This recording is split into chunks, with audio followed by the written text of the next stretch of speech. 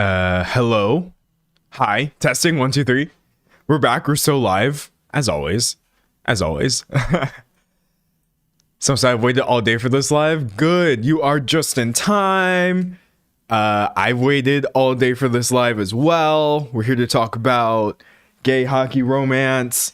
Why I feel like 95% of podcasters should be banned. It's actually a really interesting topic. I'm biased because personally, I feel like my topics have been absolute fire. I feel like they've been fire. My like anti-woke university topic, that one was really good. I also really liked the Glambot guy topic. I thought that was an interesting conversation. I really liked the one about Milo Winter and his book that he wrote that Book Talk was mad about or whatever. Like, these are I've been out here, okay? I've been looking. I've been trying to find good things. Someone said you've been avoiding it. I have not been No, I've totally been avoiding Heated Rivalry because I don't want to watch it, but that's okay. I still haven't watched it. Mostly just because it's not in my genre or whatever. But this video is not about the show, and it's also not about the fans. I'm not here to make any sweeping generalizations about Heated Rivalry fans or Heated Rivalry fan behavior because I'm very much an outsider and can't speak to that with any level of nuance. Instead, we're talking about two men on a podcast and why people are mad at them. Someone said, are you excited for Ice Storm Hell? No, I'm very, very worried. Not worried. Like, I'll be fine. I'll be safe. But no. Oh my gosh. Someone said it was clickbait. What was clickbait? I wasn't clickbaiting nobody. Or do you mean the people I'm talking about were clickbaiting? The Glambot video is fantastic. Great balance take. Thank you. I really tried. That's what I did for this one too. I was like, okay, listen, I don't know much about, the goings on of Shane and Elia? ?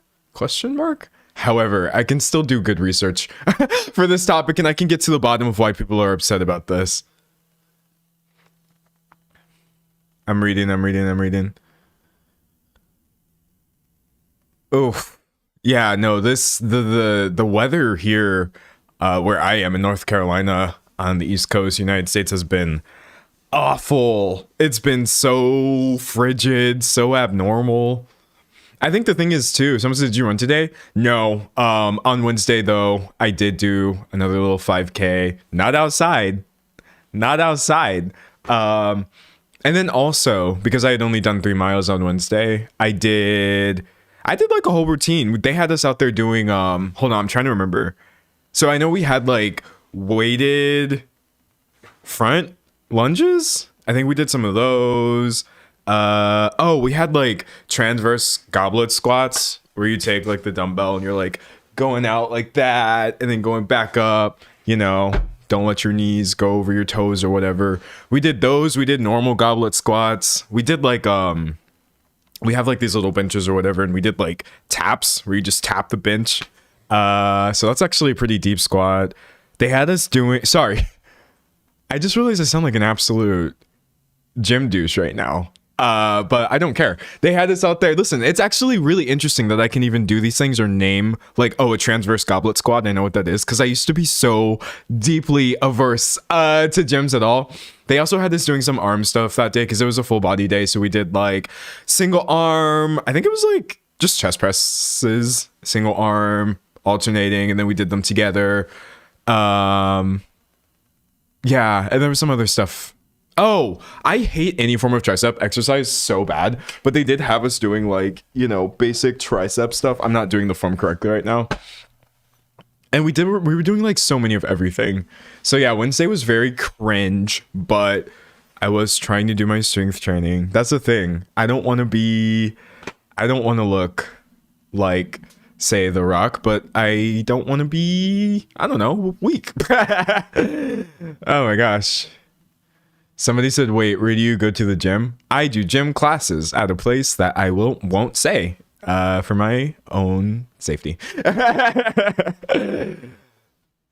It's really nice, though, for someone like me. Just being told what to do in a gym environment instead of me having to exert any sort of energy, and then also having people who can come by and be like, D'Angelo, you are doing that wrong. That's not how you do that exercise at all. Please stop and do it this way. And then I can do that. Beautiful. Amazing. Someone said, D'Angelo, have you named the song in the beginning that you produced? It's fire. Thank you. Yeah, it's called Second Form. Actually, does anybody know where the clip is? If you have heard the full song and you hear the voice clip of somebody in the background saying Second Form, do you know what that is? If you do, you're an uber nerd. You're an absolute nerd. I'm reading chat. Someone said Rachel Reed was onto something, making podcasters the enemy of the next book. Bro, she saw the future with that one for real. She really definitely did. The fit is always the same for ease of editing, and D'Angelo's the official cartoon character now. I am. I've been dressing like a cartoon character, I guess, for a couple years now, because I started in 2024, just always wearing the same thing. Someone said, I agree. I don't want to be Tiana Taylor ripped, but I want the stamina and to be in good shape. Exactly. Just be as strong as you can be. All right, people are saying they don't know the reference. All right, I'm finna tell you. It's Tanjiro from Demon Slayer doing his water breathing second form. I think that's the one where he does like a big circle. Yeah, I pulled that clip and I was like, yeah. But someone said it sounds like Kingdom Hearts. There's also a second form in Kingdom Hearts, which refers to one of Sora's like fits where he gets drippy or whatever. But yeah, no, it's Demon Slayer. Yeah. Someone said the title is confusing me. Did the podcasters turn on the show? Good. If you're confused, you're in the right place. I'm going to explain the whole thing, front to back, start to finish. Water breathing second form water wheel. Yes, it was the water wheel. Exactly. I'm reading. Someone said it's so good for our future health. You lose a lot of muscle as you get older. My grandmother was always telling me to do weightlifting and walk every day. Well, that's the main thing too, is like I kept repeatedly getting told by older people that it's so hard to like start doing things. And I'm not putting it in quotes because I don't believe them. I'm just saying like I heard it so often of like it's really hard to get into trying to get healthy or fit or whatever. It's easier to just continue doing it if it's something you've done. So I was like, okay, maybe I should just try to start now. So a couple years ago, I really started hitting. I mean, to be clear, I still don't run very fast and I still don't lift very heavy. I'm really out there with like small weights the vast majority of the time, but I think it's much better than nothing personally. That's how I feel. Okay, so if you're new to the stream, hi, this is your first time. This is normal. The first 30 minutes or so is usually just me yapping about whatever, just kind of chilling, getting into it, giving people time to show up. And then in, 10, 15 minutes or so, we will jump into the topic, which today is about two podcast bros who podcast broed too close to the sun. How long have y'all been live? I've been live for 13 minutes and 36 seconds. On my end. All right. Reading chat. Someone said, hey man, those little old ladies that walk around with the 5-pound weights live forever. There are definitely older people, like, I'm assuming in their 60s, gotta be in their 60s, who are doing like all the exercises right next to me sometimes so well. And I'm just like, I can't get out performed by someone's grandma.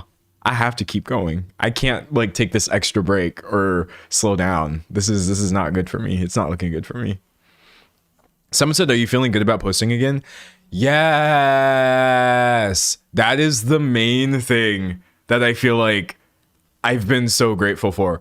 Yesterday was my 10th video, and I have felt nice and good and happy about all 10 of those videos. That's a lot of videos. I think the thing I'm so proud of myself was that last year I uploaded like, was it 70, 80 videos in a row? We're already like a 10th of the way there. Like I posted so many good videos in a row in such a short amount of time. I'm really happy with how they're coming out. I don't feel like I have to like do or be anything. The sort of like point of today's topic is you have these guys who saw that like, oh, if I act this certain way, people are going to watch our podcast. So let's pretend to like this thing, even though we're secretly homophobic. But yeah, no, I feel like right now it doesn't matter who watches or doesn't watch the videos.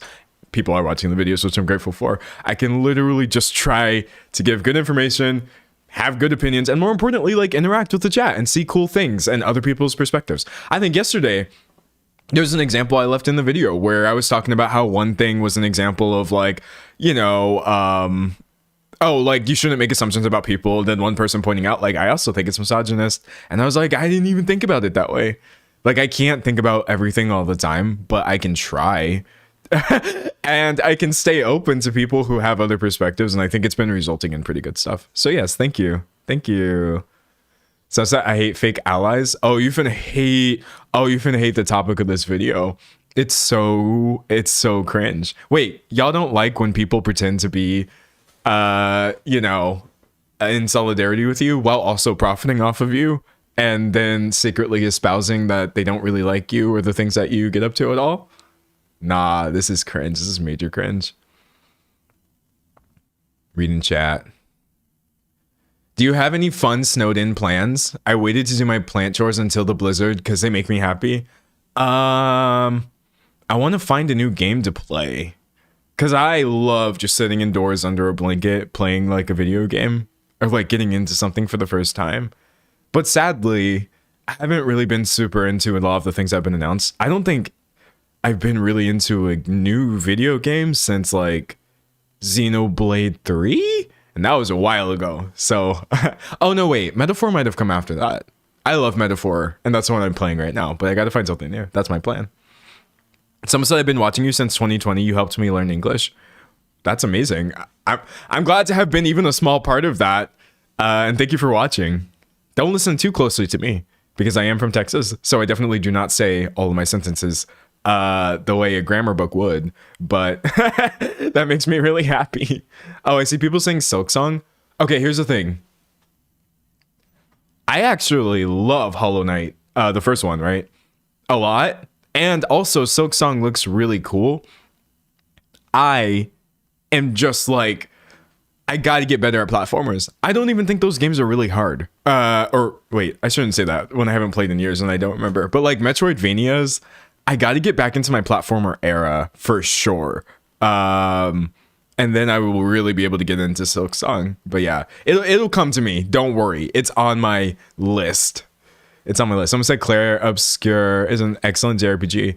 I like Expedition 33 a lot. I don't necessarily like it as much as I think some of its biggest fans.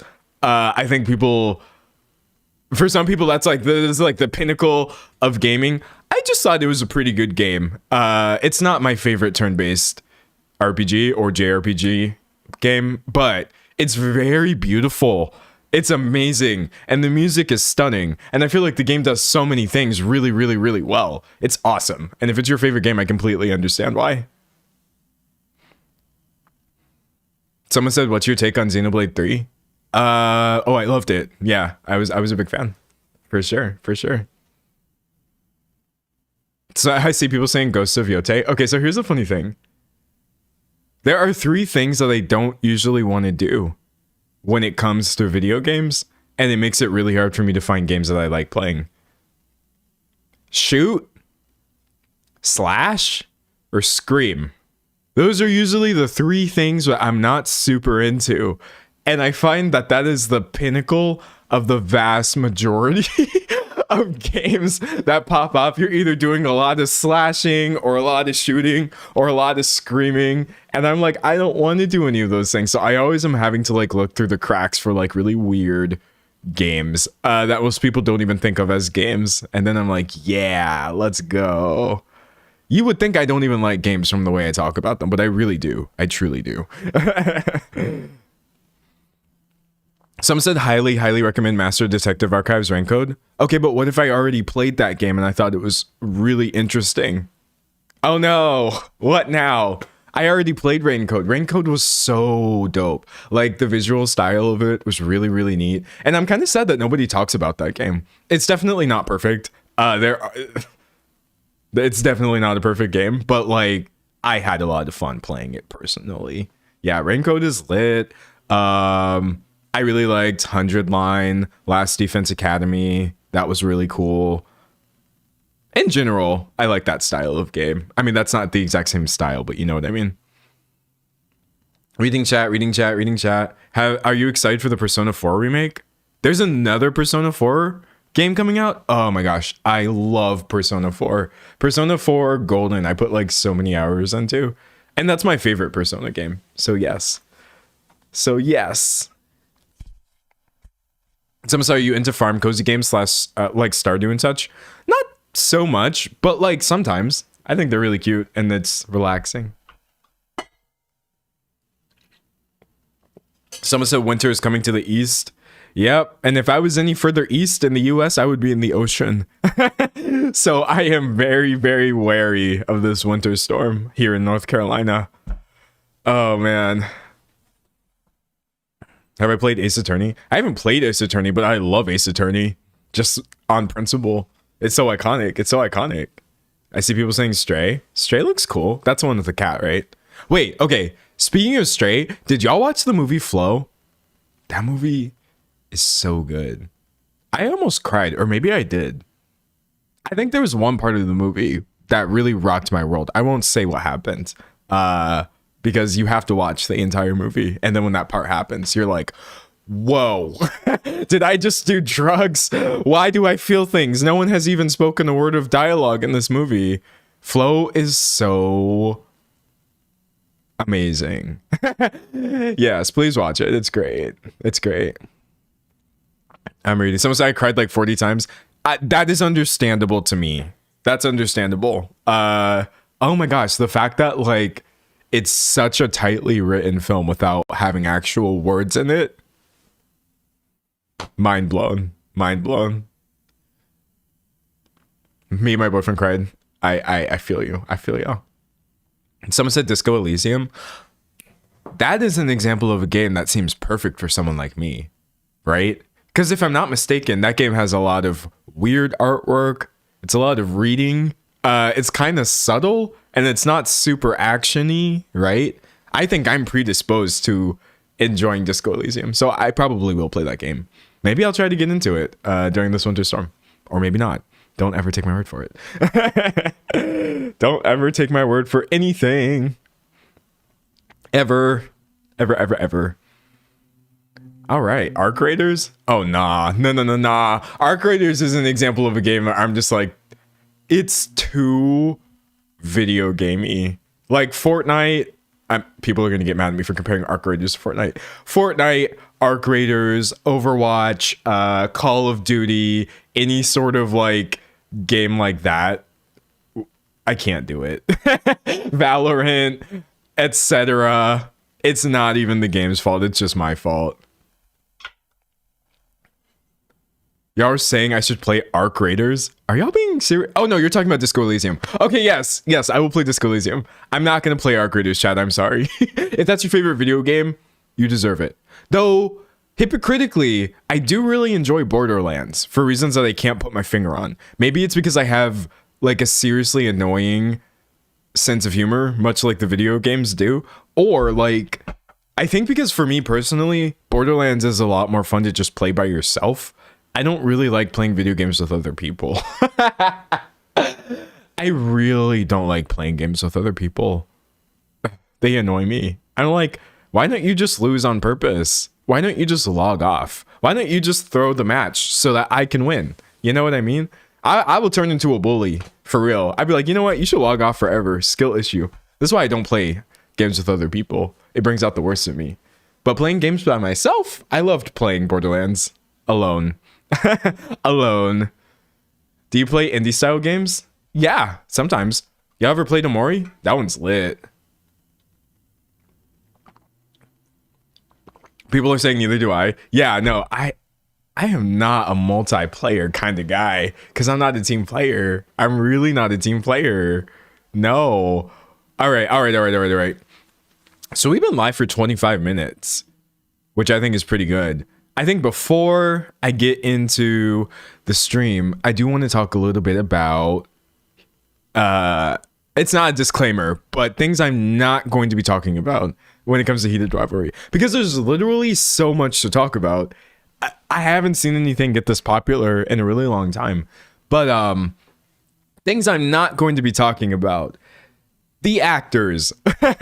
I saw various people are following these actors so closely. I've seen everything from like, oh, we found this guy's Letterboxd account that we were mad at, even though I did not understand the issue there. Maybe I should have looked into that harder. Or this, that, the... I'm pretty sure the actors are fine.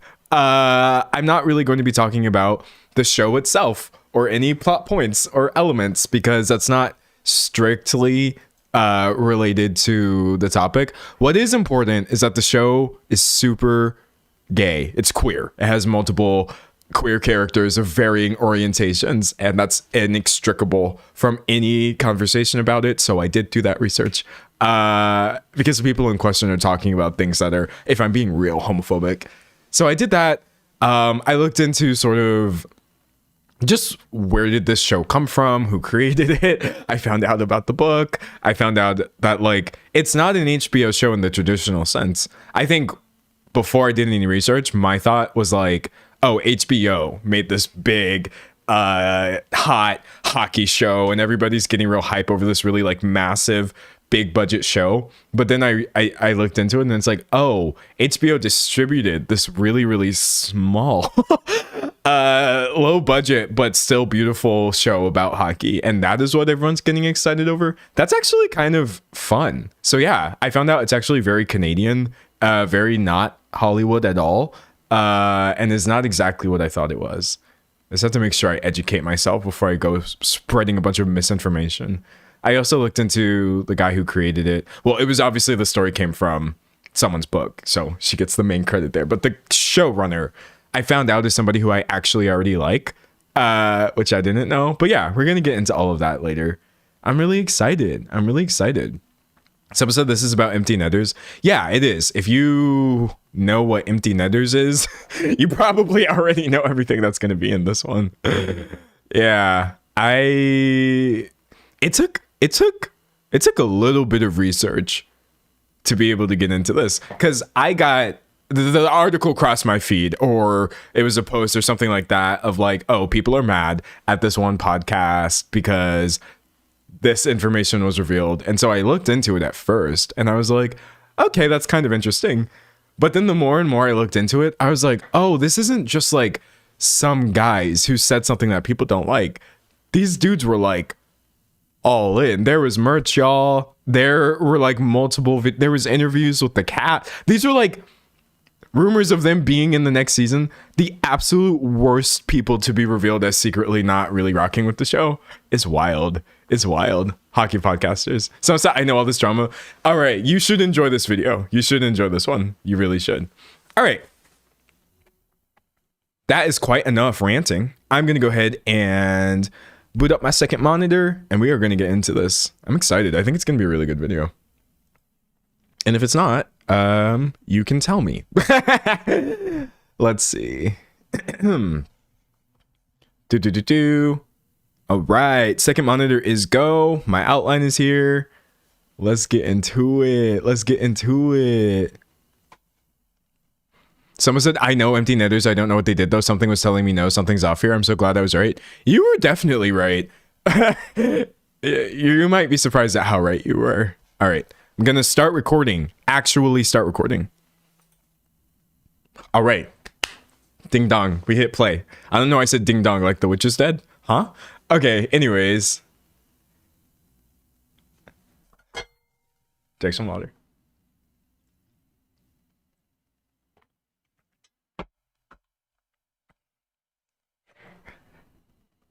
I think this might be the biggest bag fumbling that I've talked about since I've gotten back.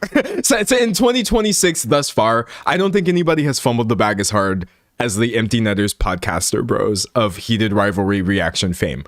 If that sentence sounded like word salad to you, don't worry, you are the target audience for this discussion. I'm going to explain all of it. I I think it's just really funny because at its core, it's a story of people who only had to do the bare minimum to succeed massively in life because they had so much privilege, but they couldn't even do that. But hi, I'm D'Angelo, and this video is about hockey romance, performative allyship, and why probably like 50 to 95% of podcasters should just be banned from using microphones at this point. All right. I'm so excited. All right. So, what is heated rivalry? Do we all know what this is? I think most of us do. On the off chance that you don't, let's get into that for a second. Or we would get into that if my mouse wanted to mouse. All right. Yeah. I hate Windows 11, but that's okay. Yeah. All right. So many moons ago, actually in 2019, author Rachel Reed published the book called Heated Rivalry, the second in her Game Changer series of hockey romance stories, right? If only she knew. There's no way she could have known what was going to happen. Years and years later, Heated Rivalry gets adapted into this television show, right? Hold on, pulling that. Someone said it's not Yuri on Ice. Oh, I watched a couple episodes of Yuri on Ice. It was really, really like pretty. I don't even know why I stopped watching that. I didn't have a reason. I think I was trying to watch like 5 shows at one time. And then I forgot that I started Yuri on Ice, but that one was really nice. Anyways, debuting at the very end of last year, aka a couple months ago, we get Heated Rivalry, the TV series, right? People are saying Heated Rivalry, or Yuri on Ice walks so Heated Rivalry could run, basically. Someone said hockey romance. What is that? What is hockey romance? Hockey romance is exactly what it sounds like. You got these two dudes right here. They play hockey. And they are gay as hell. Now, it goes a lot deeper than that. It's actually a story about their lives and their respective traumas and overcoming a lot of things to, really grow and develop their relationship. But the core of it, it's actually deeply important to this discussion. It's a very gay show, right? It is created by this guy who I actually am a huge fan of. People kept pitching hockey romance to me, and I was like, no, I don't want to do it. I'm not really into hockey or romance. Nah. You should have said it's the dude from Letterkenny, because then I would have been like intrigued from the start. I actually genuinely love Jacob Turney's work. He is so funny. If y'all have never watched Letterkenny, big recommendation. I watched like 9 seasons of that show. I usually can't get past the season 2 of anything. I'll probably watch the rest of it. Someone asked me if I'm recording. Yes, I am. No, I am actually a pretty unabashed fan of this guy and this past work. Wait, hold on. Has anyone here actually watched Letterkenny? I know it's not as popular. I know it's not as popular as the hockey show. Okay. But I think that if you liked it, you should give this one a chance as well. It's really, really, really funny. Hold on. And so besides playing the character Glenn, Pastor Glenn, who is riotous on the show, he co-created Letterkenny. He directed and wrote many, many of the episodes as well. And so if there was anybody who was the perfect guy for this, it was going to be him. Funnily enough, like, press the wrong button. He goes way back with the hockey shows. He also did another one called Shoresy. It makes sense. I see people saying Letterkenny's great. It is. It really is. Okay, hold on.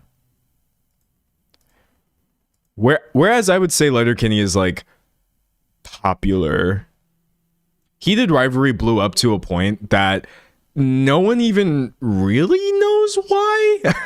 I certainly don't, but I'm glad this happened because everyone seems to be having a lot of fun. Popularity of Heated Rivalry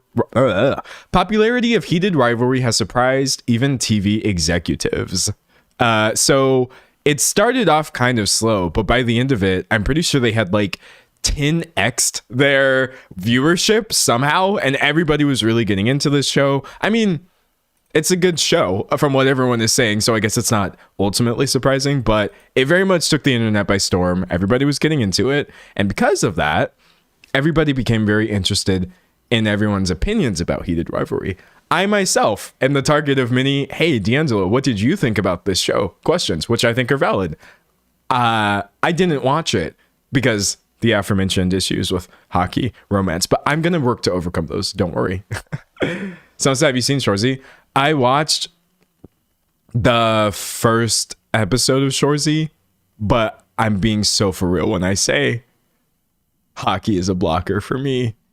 I'm being so genuine. I've talked about this before. Hold on. Let me just get this out of the way. 75% of y'all are finna start typing, D'Angelo, Heated Rivalry doesn't have that much hockey in it. Don't worry. That's not exactly my problem. It's not that I don't want to see people playing hockey. It's just that I'm incapable of finding hockey hot. Imagine like you're a teacher and then somebody, no, that's not even a good one. Imagine you have a job that is like unsexy and then somebody makes a sexy version of it. And then all you can think of, what everyone is like having fun is like, oof, no. That's how I feel about hockey. It has nothing to do with the fans, nothing to do with the show. It's a me problem. It's a me problem. I live in North Carolina. I don't know what y'all know about North Carolina, but we're actually pretty serious about hockey here. And I think it's too real. Hockey players are gross. Sorry, I'm getting the ick right now trying to even think about hockey. I can't do it. I just can't do it. But anyways, that's fine. It has nothing to do with the show. It has nothing to do with the show. And that's why I don't knock on the show. And that's why I don't make negative or disparaging comments about it, because I realize this is the stupidest reason to not watch a show. But I'm a believer in stupid reasons and going off of stupid vibes.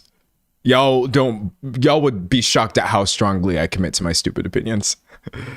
Someone said the hot focus is not on hockey. I know. Y'all, I'm telling you it's irrational. You got to take my word for it. I just can't do it. Anyways, getting back into it, because I'm getting distracted thinking about real hockey. Lord save me. Yeah, so Heated Rivalry has been blowing up, and because of this, Heated Rivalry reactions have been blowing up, right? Hold on. Oh, also, speaking of gay, Letterkenny also has like hella queer characters in it. I think like if I can convince y'all to watch this show, bro, if I could convince y'all to watch this show, you should watch it. There's so many reasons. Or like you should give it a shot.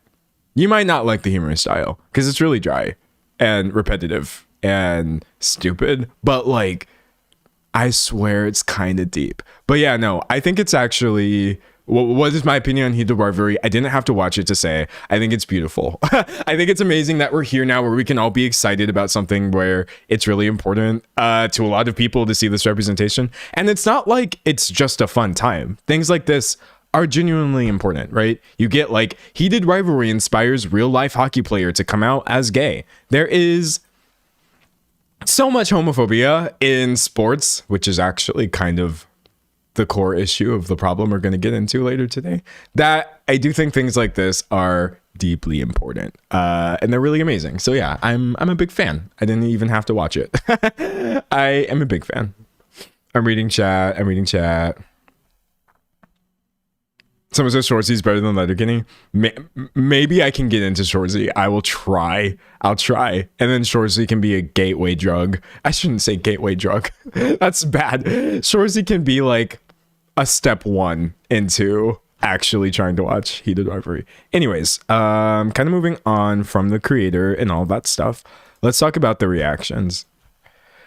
So you get stuff on TikTok, people getting like hundreds of thousands to even millions of views, just watching the show, making people in their life watch the show. I made my dad watch Heated Rivalry. I made my boyfriend watch Heated Rivalry. And it's understandable because the show has a bunch of moments that people react really strongly to, right? Imagine something being so popular that not only is the thing itself blowing up, but people are blowing up for reacting to the thing itself. It's there. It's there. Okay, hold on. And among the people going viral for this were the podcasters from Empty Netters. Okay, this is where it just gets so stupid. This is where it gets real dumb. So you have these two dudes right here. These are brothers, Dan and Chris Powers, former hockey players, current podcasters.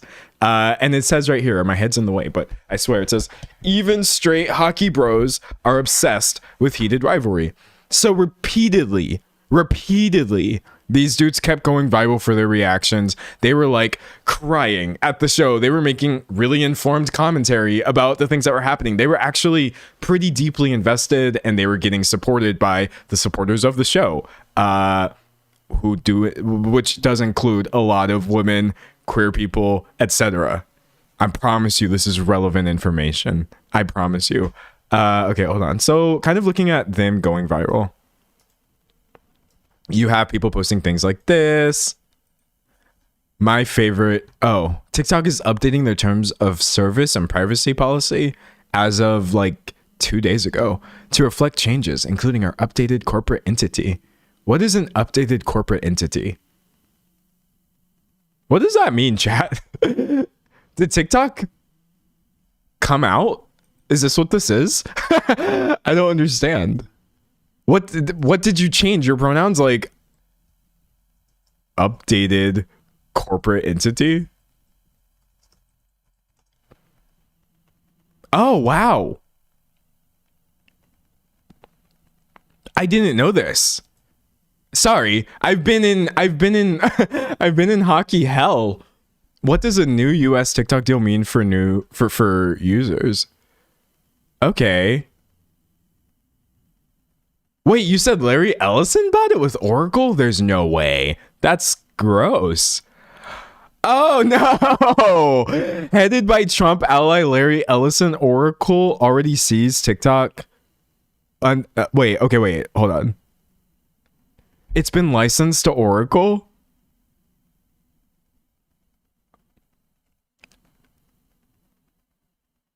I mean, this isn't good, right?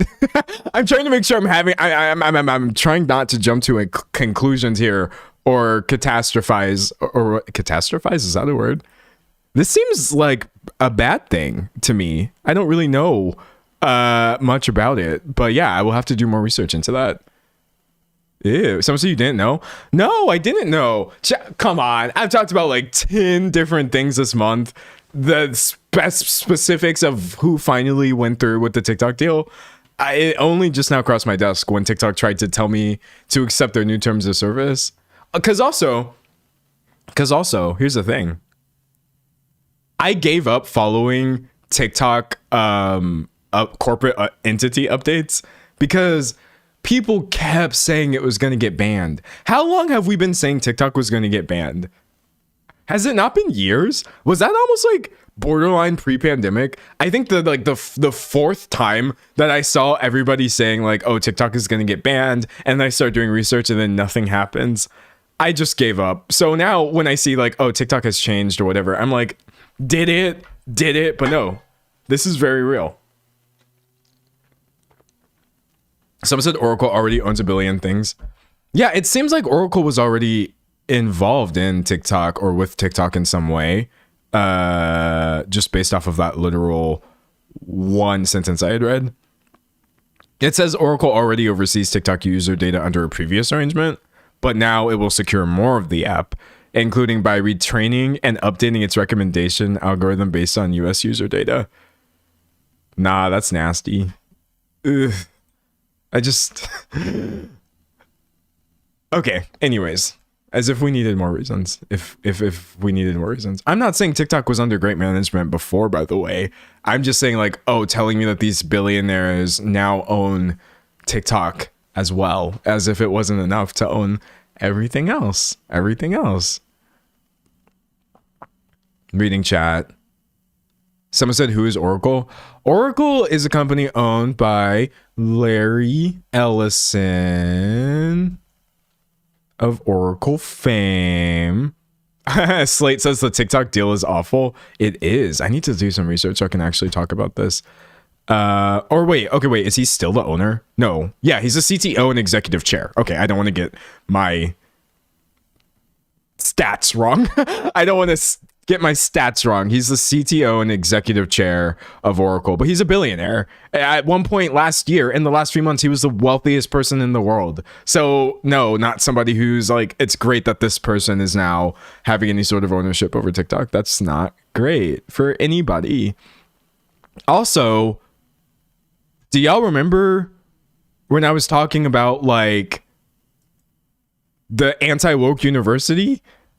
Isn't Larry Ellison that dude's dad? Because Barry Weiss got installed by this one dude. And if I'm not mistaken, it said he was the son of a centibillionaire? Yeah. That's why this is bad. These are the people right now trying to cozy up to Trump. Larry Ellison's out here billionairing it up while David Ellison is turning Paramount, Skydance, and CBS into like this. It's bad, y'all. It's bad. It's everything is like political now. It's funny. Everybody told me, oh, you're making everything political by talking about racism on the internet. Why are you making things political? This is political. This is bad. This is not great. Anyways, sorry. I got sidetracked and I'm going to shift back into heated rivalry. I'm going to shift back. I swear. I promise. I accepted TikTok's terms of service, so we're fine now. We're okay. Someone said the green screen line is back today. Oh, is it? Hold on, wait. We can fix that really fast. I just have to Google white, like, rectangle or white background or something like that. And I just have to make it really big. If you're telling me it's there. Oh, I see it. It's so small. Chat, I still don't understand how y'all see that. Y'all are built so different. Hold on. I'm gonna fix it. I'm gonna fix wolves. Okay, wait. Oh no, it's still there. Hold on. Okay. No, I think I still see it. It's done. It keeps coming back. Okay, it's done. It's done. It's gone. If y'all see anything else on the screen, no, you don't. It's gone. I fixed it. See, I didn't derail it and turned it into a 12-minute problem like I did last time because I could not see what y'all were saying. Anyways. So I accepted TikTok's terms of service just to show you this video. So is it the acceptance this time compared to the gaslighting this time is taking me out? I've changed and grown as a person. Yes, I gaslighted all of you last time and was like, you're wrong. And you're seeing things and you're lying to me. Yeah, I did. Yes, I did that. I really did. I did that live and I barely apologized. I know I did apologize because I was sorry, but I've changed. I've grown. That's why people watch me. I think. I hope. Green screen crack is the new Dave. It won't go away. It won't go away. So this is my first live. Hey, you're just in time to watch these guys watch this hockey romance. Actually, you're watching me watch somebody. You're watching me watch somebody on TikTok watching this dude also watch heated rivalry. So you get TikToks like this where it says my favorite thing on the internet is straight men reviewing heated rivalry. That was good. That was really good. I don't care, dude. So throws him on the bed and he's like, take off your fucking clothes. And he's like, I want to watch you jerk off. It's wild. And I can understand why these clips are going viral. That being said, it's worth noting that everybody liked that. You know, look, if I go to the comments, you see people saying things like, a straight man podcast, I agree with. They talk about it like it was a football game. Straight man reviewing heated rivalry is my favorite type of media. Perhaps some men should have podcasts because this is funny AF. They are so tapped in. Honestly, green flag. I could have told y'all from jump. I could have told y'all from jump.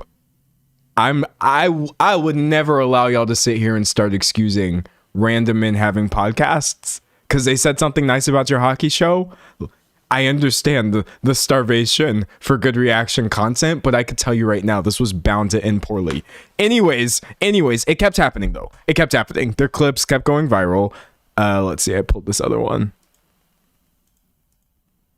Oh, wait. Microsoft Word is doing that thing where it hates one of my links randomly. Okay, wait, hold on. I swear I had a good link for that one. I can literally see. Oh, okay, I copied it. I was able to copy it. Yay, we won. Someone said the bar is low for straight white men. The bar is low for straight white men, and then they still flopped over it. The bar was in hell, and y'all still tripped over it and face planted. That's what this video is about. It's so funny, but it's not funny, but it's so funny. All right, anyways, you get stuff like this. The funniest thing ever is straight guys reacting to heated rivalry. Oh wait, it's muted. Sorry. His mom. I think the only person I don't like in the show is Alexi. Everyone in the show is incredible, and Alexi's a fucking point. Son of a bitch. I need to point out the most unrealistic thing I've ever seen. I've never watched the show. Is he being genuine? Because just based off of that, I'm like, what did Alexi do? Who is Alexi? I'm sad. Does the fandom hate Alexi? Actually, I think when I did the research for this, as in, by did the research, I mean read the comments on this TikTok, I did see people saying like, oh yeah, they hated Alexi too. But now I'm just like, what did Alexi do? All the homies hate Alexi? The way Chris just verbally eviscerates Alexi was the best. Again, I haven't watched this show, so y'all are saying he's the worst. Oh, okay. Okay, sorry. Okay, I'm not gonna defend Alexi if y'all are saying he's not good. I'm not gonna do it. My bad. My bad. I'll take his word for it. But look, see, that's why the videos are going viral, because these guys knew things about the podcast that you are.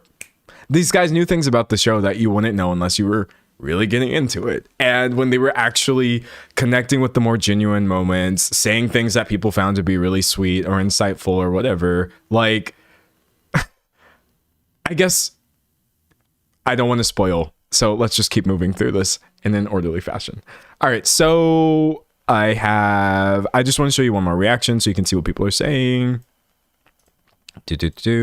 And then we'll show you how much they were able to wind up profiting off of this. That is the main thing that I wanted to include in my outline. So again, you've got people saying, now I have never, wait, I should just mute it. I don't care what they're saying. I have never supported men with podcasts, but these guys reacting to heated rivalry in the most in-depth, emotionally intelligent, and hilarious way, I can't. Okay? Now, again, some would call that, impressive of these guys to give this show a fair shot. Others may call that the bare minimum. But you know what? It's okay. Some of us have to do a lot, and some of us have to do the bare minimum to succeed. And when I tell you that these dudes were succeeding as heck, hold on. It was to the point where they were able to interview the cast members. You had the cast members coming on. Here they are talking to Ksenia Daniela. I don't want to comment on this too much because I didn't actually see the context of it, but people did say at one point they made her read fan fiction of herself or something, which some people found to be uncomfortable. Again, I can't speak to that, but they were out here talking to one of the cast members. They also had Robbie on there. What's his face? Robbie GK, okay? That's not him. There we go. They blew up a lot. And it got to the point where even the lead actors of the show were clearly aware of it because they wound up getting a shout out on late night television. Let's see. Which they were really happy to share on their IG in a vertical video clip of a horizontal video. You can feel me. You can feel me. You can feel me struggling not to go on a tangent. You can feel me struggling not to go on a tangent. I'm not going to do it. I'm not going to do it. No, I'm going to say it. There should be criminal charges for people who upload vertical versions of horizontal video. If a video was already perfectly good, it was already 16:9. It was shaped correctly. Look. This, you can see my wallpaper. Wait, can everyone see my wallpaper? Look what we've got. Hold on. We have, I'm making sure it doesn't have my actual address on it. We have a winter storm warning. You can't even see that, can you? Winter storm warning. And we have Ganondorf. But anyways, what I was going to say, this is the right way for a video. This is the wrong way for a video. Don't take real or correct videos, switch them to the wrong way, and then make me watch them on screens that are like this, because then the video it's so small. But that's okay. That's okay. I'm going to stop ranting. It's not that important. It's literally not that serious. So Hudson Williams had this to say about them on Late Night, which was actually really, really sweet. Oh. The amount of times I say that and then the video starts off muted needs to be studied. It literally needs to be studied.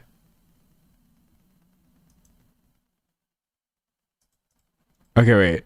I'm trying to unmute it. There we go. Our show, but there's still a lot of love. I've seen there's these guys called the Empty Netters. Yeah. They're this really cool podcast, and they were reacting to our like the episode 6 with like tears in their eyes. They're like getting up and leaving, and like, no, I thought this wasn't this type of show. And they're coming back. I don't want to have feelings, man. No, this is bad. Yeah. But they're embracing it, and they loved it. They loved it. That's In a vacuum, I think it was really sweet. I think people enjoying things that are emotional, instead of just being labeled cringe for having interests or feelings, I'm a pretty big fan of. However, the issue is this was not happening in a vacuum, because these empty netters guys, oof, I struggled with that plural. These empty netters guys were kind of weird. They are kind of weird. So one thing that people didn't really love was their attempt to profit off of the show via merch. And it is worth noting, even if they had not dropped merch, they were already making hella money off the show. If I go to their channel and I sort them by popular, all their most popular videos, he did rivalry review, he did rivalry review, he did rivalry review. Yeah, no, they're definitely already profiting. But you can see right here, there's this video from one day ago that's already amongst the most popular called Here Are the Texts. What texts are we referring to? Oh, just you wait. But anyways, I guess it wasn't enough to already make buku cash off of people liking your reactions to the show. They decided to drop Heated Rivalry merch, which is interesting, seeing as they are not in any way associated with Heated Rivalry, which I have mixed feelings about, because I feel like the average fan creating merchandise based off of something they like and then selling it, I don't think should be punished at all. But these podcast bros making money off of Heated Rivalry merch, I just found that to be really interesting. Hold on, let me pull the merch up. So already, this was not sitting well with some people. Empty Netters Heated Rivalry merch, as posted on the Heated Rivalry subreddit. Some people thought it was a beautiful gesture. Many didn't. From the closet to the cottage. Wait, hold on. Let's take a look at the merch, actually.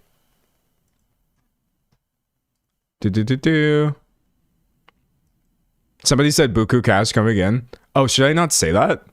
Is Buku a strange word? I don't know. I don't know. I be saying things. Yeah. No, this is a thing. It says, I just Googled Buku. Wait, this is the AI. I don't want the AI.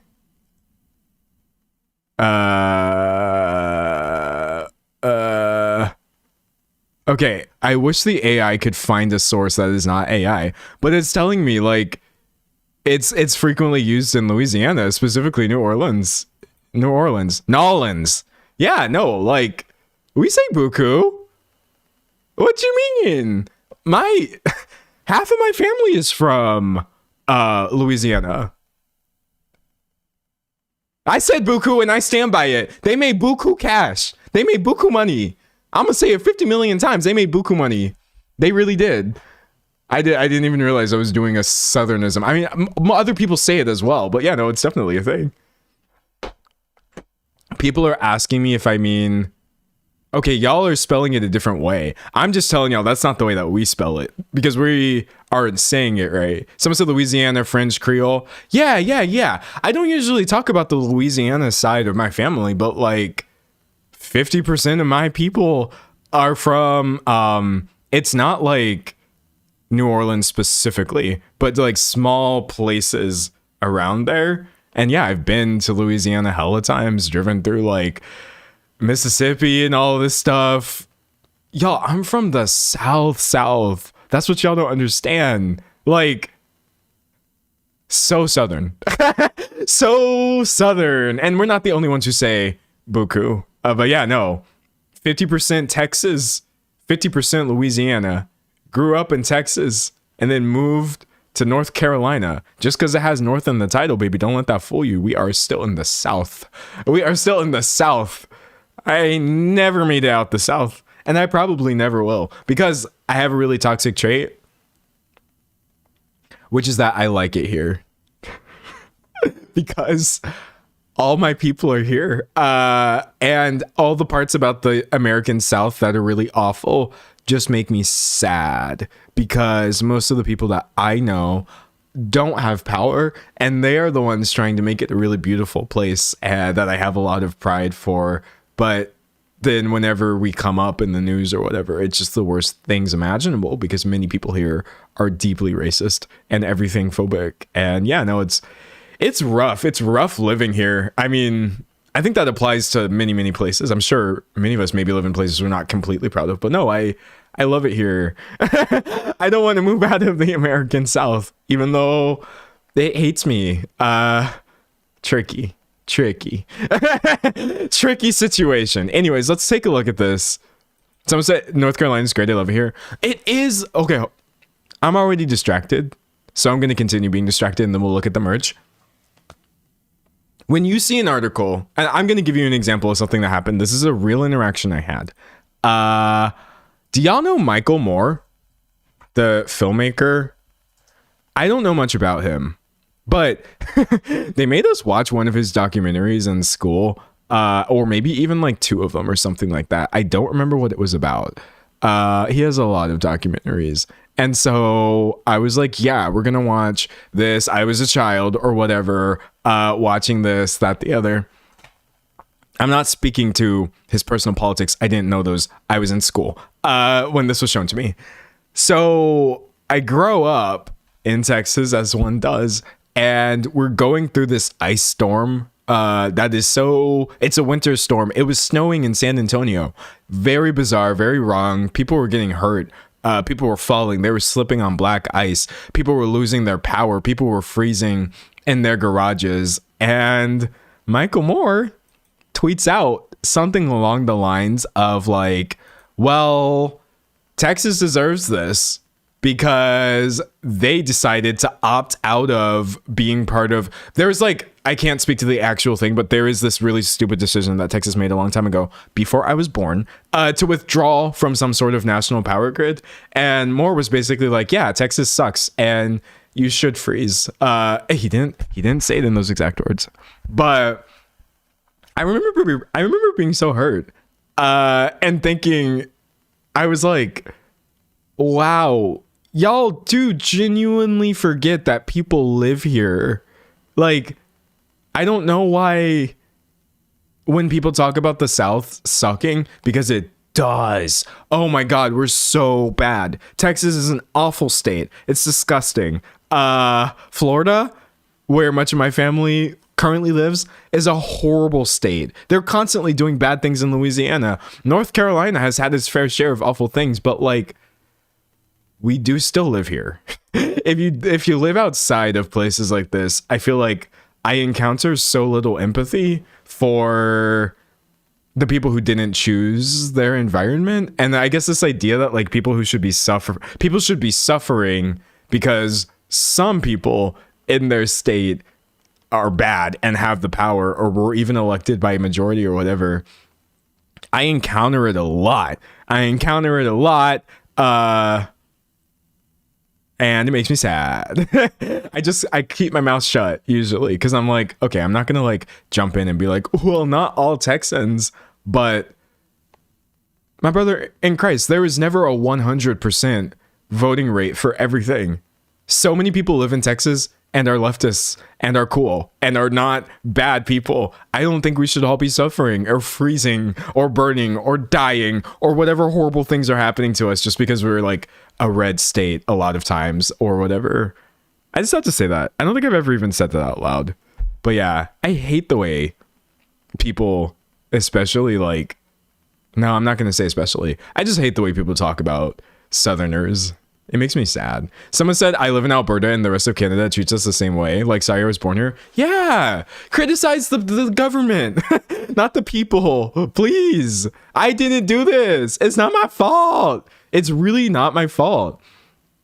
Someone says sympathy for those stuck with garbage governments and awful neighbors. Yeah, for real, for real, for real. Someone said the people in Texas voted in all of the 17 propositions. If you're saying like Texas consistently makes horrible choice, I could extend this to like the country similarly, where like I believe everybody who voted for this administration deserves the administration they got. But you are never going to convince me that I deserve to live under this administration because the majority of the people here voted for it. I don't believe it. I don't believe America deserves this or got the administration we deserve. I think a lot of people, the majority of voters, got what they wanted and everything is horrible now. But actually, we all deserve so much better. Anyways. Someone says it's sweet every day. I'm flabbergasted about the stuff that comes from your side of the world. It's awful. It's awful. Yeah, no, America is a laughingstock. And you are right to laugh at us for sure. We just don't deserve this. It's not my fault. And it's not so many people's fault. The children are suffering. I'm not even being funny or anything. Like, marginalized people are suffering at insane rates. Everything is going backwards. We're overturning protections for people in protected classes. People are being killed in the street again, more than ever. We don't deserve this. America doesn't deserve the Trump administration. Americans don't deserve this administration. The country itself is garbage and low-key deserves whatever happens to it because we are an agent of harm in so many conflicts, scenarios, wars, etc. We are aggressors or destabilizers or this, that, the other. So I am literally all aboard the anti-America sentiment. But yeah, no, we, the people of the United States, just don't want to die. Anyways, sorry. I don't know. Sorry. Or should I be sorry? I'm not sorry. I have really strong opinions about these things. I'm not sorry. I'm really not sorry about it. But let's get back into it. So I just live here, man. Exactly. So recap if you're new to the stream. Heated Rivalry, Hockey Romance blew up, featuring queer characters, really popular, people enjoy it. Heated Rivalry Reactors blew up, going viral repeatedly for making commentary about the show or reacting to the emotional moments, being funny, this, that, the other. People starting to get shaky about the popularity of these Heated Rivalry podcasters on the Empty Netters podcast because of things like this. So they released, I can't make it bigger. Oh, I can make it bigger. They released merch saying from the closet to the cottage, which I believe is a reaction to, or it's a reference to something said on Empty Netter's reaction to the show. I understand the sentiment.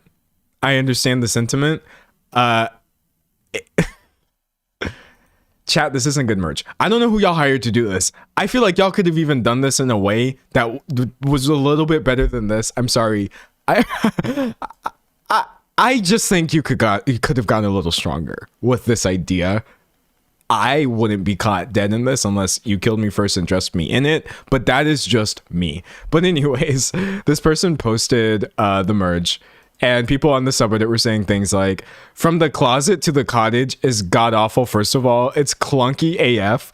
Jacob would have axed it straight away. Also, and note this, these guys are so fake. But I guess you have to know something about people for it to be as obvious as it is to me. So even like 16 days ago, which 16 days ago might not sound like a lot, but in heated rivalry time, 16 days is a long time. Heated rivalry's growth has been so massive that the fandom has undergone massive changes in the span of just actual like month-long periods. So years and years and years ago, somebody actually said that they did not rock with these empty netters guys and they were getting bad vibes. Someone said, I hope they direct all revenue to inclusion in sports, including for trans kids, particularly given the current US administration stance. That I agree with. Blah, blah, blah, blah. People are saying, like, unless they're donating profits, it's kind of tasteless to monetize, etc., etc., etc. Maybe cynical of me. I don't love that they're monetizing and profiting off the show and fans. I would have to agree with all of that. I think, yeah, I think it's weird. I'm sitting here trying to make sure, like, am I comfortable with this opinion? No, I really do think it's just kind of weird, because why does this need to be a money-making opportunity for you guys? They did not announce it as like a partnership with anybody. We have the stories right here. It was just like, oh, hey babes, Dan here. So Dan is the one with brown hair, if I'm not mistaken. Hey babe, oh, it's really small. Oh, it's really big. Okay. Reddit. Okay, wait. I'm gonna try to like control minus a little bit. Okay, there we go. He says, hey babes, Dan here. A lot of you amazing people asked us to make some heated rivalry apparel. I wanted to make sure that if we did that, it was something personal for all of us, a moment that we shared together. Couldn't think of anything better than the live stream moment. I sincerely hope you all like it. We love you. That's a lot of words for you should pay us because we like the show that you like. But you know what? It's okay. It's okay. It's all right. Someone said not babes. Yeah, no, the babes is sending me. Someone said, are the podcasters straight? They are. That is a massively important part of this. Because hold on, I wanted to bring up like this whole idea. I pulled this article from the Vulture. Watching straight men watch heated rivalry. The romance phenomenon has captivated the dudes and the bros. And this is actually like a glowing article about this phenomenon, but I don't think I agree with this at all. I actually think it's really not lost on me how we took something, and y'all need to clock me if this is going to be too woke. I'm going to say it, and if it was too woke, this is getting too woke. It's not lost on me how we took a show created by queer people featuring queer stories. It became very popular with women, and now we're getting articles praising straight men. That almost seemed like so few steps. I feel... How did we wind up here? Y'all gotta let me know if this is too woke. If this is like, no, D'Angelo, you're doing the most. Let people enjoy things. No, to me, this is almost like laughably predictable. Of course this is about straight men now. This doesn't make any sense. It doesn't make any sense. I'm so sorry. It's completely okay to like empty netters. It absolutely is. Oh, my second monitor is dying. Hold on, wait. Wait. I thought it was plugged in. On God. Oh, okay, I fixed it. It's completely okay to like straight guys reacting to heated rivalry. Those are funny clips. I played a little bit of them. I was like, okay, I understand why people watching this content. The people consuming it aren't bad. And I don't even think the people making it are bad, except for these two dudes. I just think watching the narrative turn into let's praise people for doing the absolute bare minimum. that happens a lot when it comes to allyship, where we start talking more about the allies than the actual people whose voices are usually not the ones being platformed. And that is what I think was rubbing people the wrong way. It's a valid criticism. It's understandable to find this off-putting, regardless of how you feel about the show. It's kind of complex. It's kind of nuanced. But I agree with people who found this to be strange, right?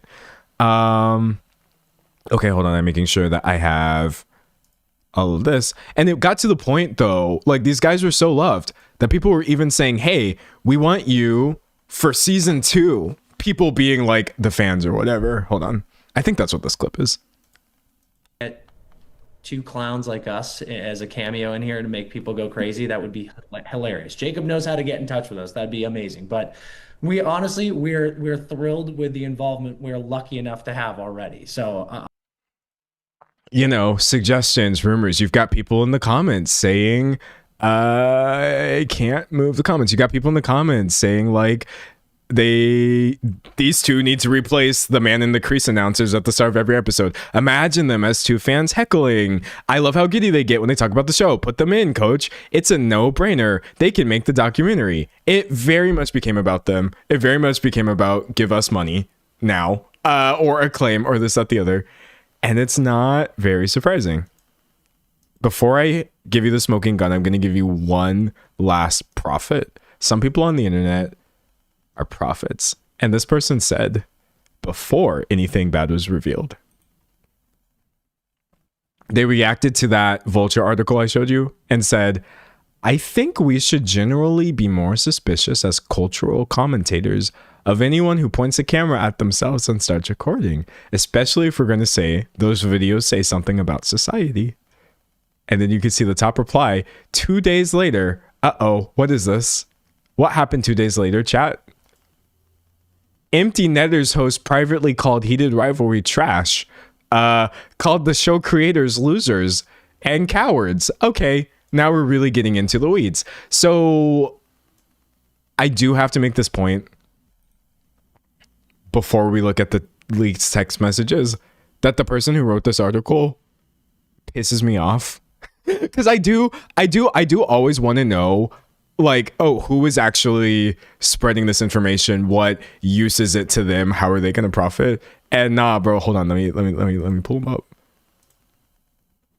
It's written by Sid Ziegler.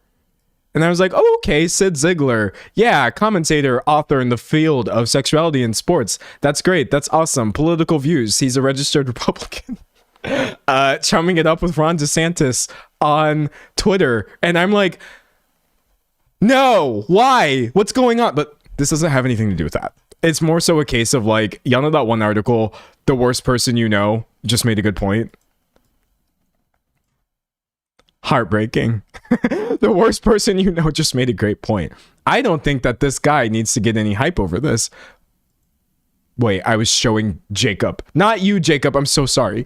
I don't think that this guy needs to get any hype over exposing this, but what he exposed was still interesting. Former hockey player... Oh, it's really small. Can I make it bigger for you? Yeah. Former hockey players and brothers Dan and Chris Powers have drawn widespread media and fan attention for their slavish praise of the show. Their slavish praise. Not loving that from our Republican writer over here, but that's okay. For their slavish praise of the show Heated Rivalry on the podcast Empty Netters. They become the faces of straight men loving the show. Okay, we get it. I literally just told you all of these things, right? Yet, in a series of text messages sent to multiple recipients and seen by Outsports, one of the podcast's hosts, Dan Powers, was highly critical of the show, while at the same time the podcast and Dan personally were publicly effusive in their praise. So in these texts, wait, are people saying it's like a typo? Is it a typo? Is there another meaning for slavish? Chat, what could they have been trying to type? Oh, do you think that they meant lavish? Okay, wait a second. That would make sense. Because lavish praise is a thing. Hold on. Yeah. Okay. Lavish praise is like you're glazing something essentially. Chad, I'm feeling gaslighted. Was it a completely look, it could have been a completely honest mistake. It genuinely could have been a completely honest mistake, but wow, of all typos to wind up, it could have been a mistake. It could have been a mistake. Okay, we're moving on. Thank you for pointing out that it is likely a typo. Because, like, slavish praise doesn't even really make that much sense. Okay, it's probably their lavish praise. Anyways, in the series of text messages, he says, I think these losers, so says Dan, who made this show are cowards. Bemoaning the fact that the producers are Canadian for crying out loud. He said, this is the trash they make because it panders, it's provocative, and it checks inclusivity boxes. So, I want to get into this. You may notice, first of all, this is not a primary source. We can't see these text messages. We're just being told that these are real, but they are real. We're going to get into that in a second. Let's unpack Dan's idea here that heated rivalry is trash because it panders, it's provocative, and it checks inclusivity boxes. I think only one of those things is true. I think the show is provocative. Is anybody going to disagree? I think Heated Rivalry is a very provocative show. You're like, oh, it's hockey and it's hot. They're really getting down and dirty in that show. You should watch it if you're interested. Yeah, that's fine, but that's not a bad thing. It's distributed by HBO. HBO might not have made it. That's not really a thing that would make it trash. As far as these other two things, saying it's pandering and it checks inclusivity boxes. Chat, is it pandering for gay people to make gay shows now? Is this how far we've fallen? Like, even your mere existence as a queer person telling queer stories, centering queer characters, is pandering to who? To whom? This is why I can't deal with any of this anti-woke nonsense. They didn't use the phrase woke, but they really might have. They may as well have, is what I'm trying to say here. I never really understand this idea. Like, big corporations coming in and being like, oh yeah, we're going to profit off of your identity by charging you for things, this, that, the other. But you know what they say? You know what I hear a lot? Every accusation is a confession when it comes to people like this. The empty netters were literally the ones pandering. They were the ones trying to profit off of something just because they knew they would make money about it. If they genuinely thought it was, oh my God, this is so stupid. Someone in chat said, I'm a queer author writing queer stories and the only person I'm pandering to is me. Period. Pander to yourself. Like, this is so stupid. Anyways, in fact, in the early days of the public reaction to Heated Rivalry, he was so incensed by the positive response to the show that he bemoans the gushing response was, quote, making blue-haired Twitter happy. And that he initially refused to give the show, quote, the time of day out of principle. So there we have it. The very straight guys getting articles and being praised all across the world are also the same people saying, actually, this show is just for blue-haired. They didn't say liberals. They didn't say left. They may as well have. It's just woke pandering nonsense is what they really thought about it at one point. Now, this is going to turn into a he said, she said scenario where Empty Netters is they're gonna explain it to us for I think 17 minutes of why they said this and what they really meant and how their opinions may have changed. But I just don't want any of us to forget, no matter how deep we get into the weeds, this is a horrible opinion to have in the first place. To look at the show that has gay characters and be like, this is for blue-haired Twitter users and it's pandering and I'm just not going to watch it on principle. Chat, you are bigoted. Also, can we talk about the blue-haired thing for a second? I don't think I've ever talked about blue-haired, this blue-haired liberal stereotype, but I find it to be really funny. Because I fall under it. I'm not a liberal. I'm a leftist. I don't have blue hair. But I think this right here puts me in blue-haired leftist Twitter user territory. Commonly blue hair, colored hair at all, septum piercings, like anything like this. I have literally even seen people try to say like having the wrong type of tattoos is apparently like you're leftist maxing or trying to look like you're some sort of leftist. First of all, I don't care if people see me as what I am. But secondly, it's like they're like so close. They're like so close to realizing that the whole structure of conservatism is anti-fun. It's so fun to have anime hair and stick hot metal through your body if you want to do that. It's amazing, actually, to like mod your avatar. It's a really cool thing. And the fact that even self-expression is considered to be some form of like leftist propaganda or whatever, it really, really sends me. Someone said I have purple hair. Can I still be a liberal? Yeah. Someone said Republicans get tattoos too. Republicans dye their hair. Dude, hold on. This is going to get really iffy because I'm going to start talking about women's appearances. But this Mar-a-Lago look, like all these people are dyeing their hair. Hold on, you're gonna piss me off. You're actually gonna piss me off. Sorry, JD Vance jump scare. JD Vance is like constantly wearing makeup, right? Donald J. Trump scare incoming. Always wearing the most makeup you've ever seen. Y'all are out here getting like the highest heels because you're afraid of being short. You're wearing high heels. You're wearing makeup. You're doing all of these things. You're dyeing your hair blonde. And but it's like, I'm not stupid though, because everything I'm describing is pushing you towards a very specific beauty ideal. But things like blue hair or piercings or this, that, the other are drawing you away from it. And so that is why it's a do as I say, not as I do thing. Guys wearing makeup, no, that's bad because you're pushing men towards femininity or whatever you want to say. But like half of our Republican administration wearing makeup in all of their public appearances, that's fine. That's totally fine.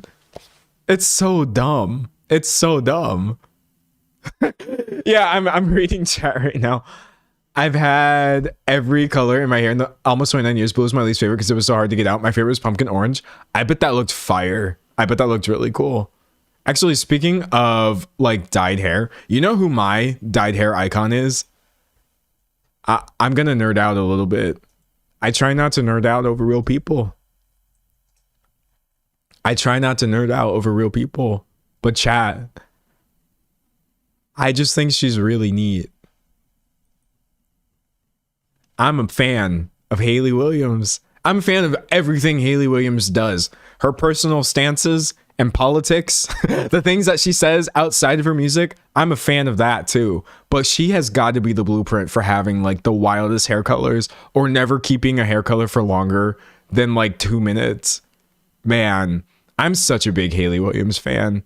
It needs to be studied, the chokehold that, and it's not just her, like the band Paramore itself is like, yes to all. She genuinely, repeatedly, and loudly tries not to suck. And that's really all I ask for when it comes to celebrities. She's always like really, really outspoken about political things that she thinks are wrong or things that people are doing that, and it's just like, she makes me feel like low key, it's not that hard. I think when it comes to outspoken celebrities, we on a tangent, baby. When it comes to outspoken celebrities, people are like, oh, well, I don't know. It's hard for people to speak out. I understand why celebrities are staying quiet. You don't want to lose your job. You don't want to lose your career. Bro, she's so loud. You can't make her go away. Hayley Williams is always going to be out here protesting evil, sticking up for people in marginalized scenarios. And funnily enough, she hasn't gone anywhere. Do you know why? Because she has a lot of privilege. Haley Williams has a lot of privilege, and I personally think she uses it pretty well. Now, obviously, it's still, I'm not saying it's easy to be a famous woman and outspoken. Definitely not my core argument here. I'm just saying she really does show me you can be much, much louder than people think the average celebrity can be while still totally having a career. She's not blacklisted. Her album is doing amazing. Wait, who here listened? Who here listened to her latest album? Ego Death at the bachelorette party? Oh, it was fire. It was fire. That's my recommendation. I've recommended Letterkenny. Y'all need to watch Letterkenny, at least one episode. Y'all need to listen to Ego Death at the bachelorette party. It was going off. She was in there spitting. It was super hot fire. That studio was probably burning down. Nah. Oh my God. Someone said True Believer is a great song. I love True Believer. True Believer is maybe my... Oh, I really like Kill Me off of that album as well. Those might be my two favorite. True Believer and Kill Me were just like, ooh, so good. So good. Anyway, someone said I had it on repeat a couple weeks. Good. Very worth it. Very worth it. But that's enough about blue hair and makeup and all of these things. Going back to what they were saying. Okay, so the rest of this article, which I'm not going to get into, because again, I really don't like Bro. I don't like Bro who wrote this. I think he had some weird intentions. But the rest of this article was pointing out that these empty netters guys were no stranger to getting slapped with the misogyny allegations anyway, because of their tendency to do things like refer to characters on the show as puck sluts, which I guess is a term for obviously derogatory term for women who people are saying are into hockey because they want to sleep with the players or whatever. And them trying to rationalize calling characters in Heated Rivalry, female characters in Heated Rivalry sluts, sends me. Hold on. I'm sorry. This is like chat. Y'all can't let people get away with this. So someone called them out. Someone called them out for this. And said, what the F is the term? Hold on, look. I loved you guys, but I'm not liking what I'm hearing, that you guys have been using misogynistic terms in the past. Please address this and do better. A large part of the Heated Rivalry fandom is female. This series' source was created by a woman, and also sexism is very pathetic. Like, what the F is the term puck slut? Hello, what? And Empty Netter says, so fair. So fair. And appreciate you asking for clarity. We use that word in a loving way, as weird as it sounds, just like how the show Shoresy that Jacob Tierney produces uses it 100% for men too. Chris and I call each other sluts all the time. We're sluts for Heated Rivalry.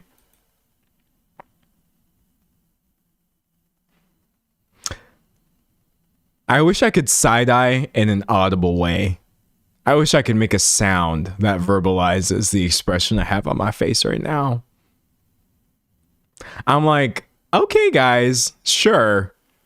Your take is that because you use it in a gender neutral way, it wasn't misogynist when you were using it to refer to women in the show as sluts? I don't think that that's how that works when you're a man, but however, that's just my opinion. And also, if you see this like, hey babes, oh my god, so fair way that they speak now that they've blown up and they have a lot of women in their audience, let me go ahead and show you how they were actually talking about people beforehand, because it is like jarring. It is jarring. So the same guy who was called, oh wait, I pulled up the same thing I already had open, sorry. The same guy who was calling people, you know, blue-haired Twitter users for liking the show or whatever. Dude, I don't want to say exactly what he said. I don't want to play the full clip because YouTube considers this word hate speech in any context. They don't usually allow me to like make an appeal and be like, I'm not using hate speech. I'm just trying to show you what he said, but let's just go ahead. So this is an unrelated clip where he's talking about, I don't know, restaurant service. Like, it's just, dude, if I am paying $500 a month for a membership at a fucking bar, Yeah. and I don't get a drink on my table the second I sit down, accompanied with a fucking spit in the hand tug job, then your establishment sucks ass. And I just can't believe that we're just letting all these places exist like this with these pretentious wannabe TikTok. I have to stop him right there because he was going to say pretentious wannabe TikTok C words. Oh, drops that one. Now listen. Chat, I know that the C word has a lot of history. It's used in different places differently, right? There's actually some places where you could say that word and it's not misogynist. But referring to waitresses as pretentious wannabe TikTok C words is... Oh, who should be giving you hand jobs?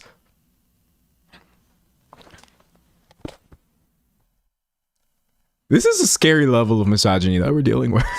This dude is like... Red Pill Podcast well, he is a podcaster. Red Pill Podcast levels of misogyny. But these are the same people over here talking about so fair. It's so fair. We call each other sluts. We don't hate women. All right. I just had to give you that context because I think it's very, very important.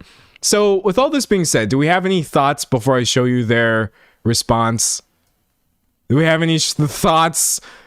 They did try to explain some of this in a video that I would like to go over. Someone said straight men get no passes for misogynistic words. Yeah, no, nah. It's a no from me. Personally, and this is just me, I don't use like those words to describe other people at all. I'm not a straight man in the traditional sense or whatever that even means. I don't know what that means. But like, I'm not going to call women the B word. Be like, oh yeah, she's you know what? I'm not even going to like appreciatively be like, oh, B, you look so good. No. that's just my opinion. That doesn't feel like anything for me to reclaim personally. But what do I know? Someone said so exhausting being a woman. I would imagine that like, how to word this? Okay. Not last year, 2024, I was making this video about these people on this podcast that were just saying weird stuff about black women. It was really odd. I don't even remember the exact context because it was a while ago. And I remember like, I remember feeling like the end of that video was just so many people saying it's so exhausting, you know, being in that case, a black woman or being a woman and this, that, the other. And I internalized some of that. I really did. I'm not a woman. I am black though. It can be really tiring being black. That's chat. If you've ever wondered why I balance out my stories, this is why sometimes I come on here and I talk about, oh, this was misogynist and annoying and people were profiting off of queer people and this, that, the other, while having no ramifications. And other times I'm like, let's talk about this one guy. Let's talk about this one guy on TikTok who people are a little bit mad at. Or sometimes I'm like, oh, hey, these people made an anti-woke university. They're taking all these money from these billionaires, etc. And then other times I'm like, let's talk about this author on TikTok who people were a little bit mad at. I think my issue before was I was falling into this like hole of constantly signal boosting things that were just exhausting, and you didn't get any sort of like, there was only so much commentary I could do. There was only so much like cringe I could shock absorb.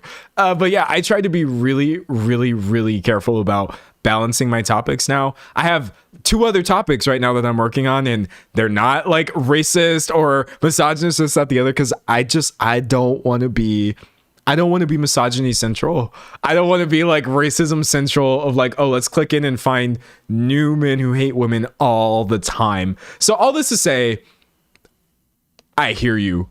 Trust. I hear you. And that's why we'll talk about this and then we'll talk about something that is not this. Oh my gosh. Someone said, wasn't that the Andrew Schultz video? No. It was a different podcast where people were randomly talking about black women. That's when it really hit me, actually, that I was losing balance. I talked about Andrew Schultz going on a podcast and saying heinous stuff about black women. And then I feel like shortly thereafter, I don't remember the name of the podcast, but it was like, it was POC, people of color, but they were still saying really weird things about black people. And that's when it really, really hit me. I was like, okay, we got to switch it up, bro. I don't want to live here where anytime this happens, I'm like right here, like, oh, seated. Yes, let's talk about it. I was getting so tired. Someone said I had to stop consuming so much content that was about misogyny or racism because it gets so overwhelming about just how bad and prevalent it is. It's everywhere. And it shouldn't be your responsibility to have to manage your exposure to these things. I want to make that really clear. Step one, there's no victim blaming here. It shouldn't be your responsibility. The onus is on other people to not be everything-ist. This isn't even a however. It's still a good idea to turn off the faucet when you can at times and just focus on things that are not that. Because if you're looking for it, you don't have to look for it. It just doesn't stop. Oh, it was the Under the Influence podcast? Yeah, probably. Yeah, no. Fresh and Fit. Oh my God, Fresh and Fit is another one.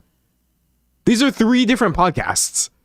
There's always someone on the podcast saying something racist. And I don't want to be the podcast people are racist or misogynist or homophobic guy, because we could do that infinitely. And it's not a good way of consuming content. Anyways, let's go ahead and get into their response. Oh, wait. Yeah, no. The one you're referring to with the British guys, that's the one that Andrew Schultz was on. I do remember that. Yeah. Okay. So you have the 17-minute response called Here Are the Texts. Let's get into it. The male loneliness epidemic, and it's 3 of the worst men you've met on the podcast. You shouldn't have said male loneliness epidemic, because now 50% of the people in the chat are going to be like, oh my God, D'Angelo, just start the video. But I want to talk about remind me to talk about the male loneliness epidemic after this video. Hey everyone, wanted to take a second to acknowledge the Outsport piece that came out today. I know that a ton of people are shocked by this, confused by this, and frustrated by this, and I take that very, very seriously. And I want to say that this has caught me completely off guard and frankly is super disappointing. And I just wanted to take a beat to sort of understand everything before addressing you all. First, so fair. So fair. Chat, does anybody think so far that this is so fair? So fair. First of all, the timeline implied in this article is completely false and inaccurate. And it suggests that we were watching this show, sending messages like this, while at the same time reviewing it and speaking poorly about it, which is completely inaccurate. Okay. This is a bold strategy. Y'all got me feeling like a hockey commentator. Okay, he's doing something interesting. He is opening the apology video by accusing the people of coming forward with the damning evidence as being the ones who are wrong. We haven't heard his sorry yet. We don't know how this is going to work for him, but let's continue following him down the rink. I don't know what hockey fields are called. Yeah, no, this is interesting. I could just hockey commentate the heck out of I'm not going to do it because it would be really annoying, but it would be funny. These messages were sent over a week before we had ever watched the show and before we had ever posted a review.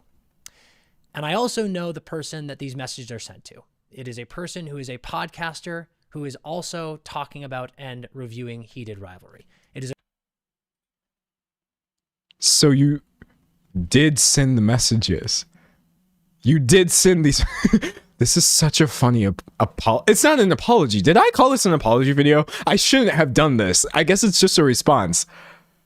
We did not call people blue-haired Twitter users and say that Heated Rivalry is pandering and the shows are cowards and it's trash. We only did that a week. We did that a whole week before coming on TikTok, YouTube, all the platforms saying, oh my God, we love Heated Rivalry. Yes, Stan.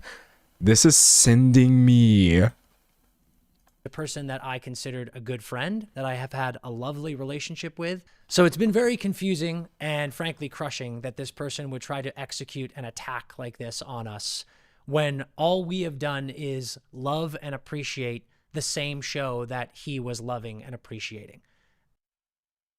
Okay. Elephant in the room. Whoever leaked these text messages, I don't think leaking people's text messages is right. I really don't.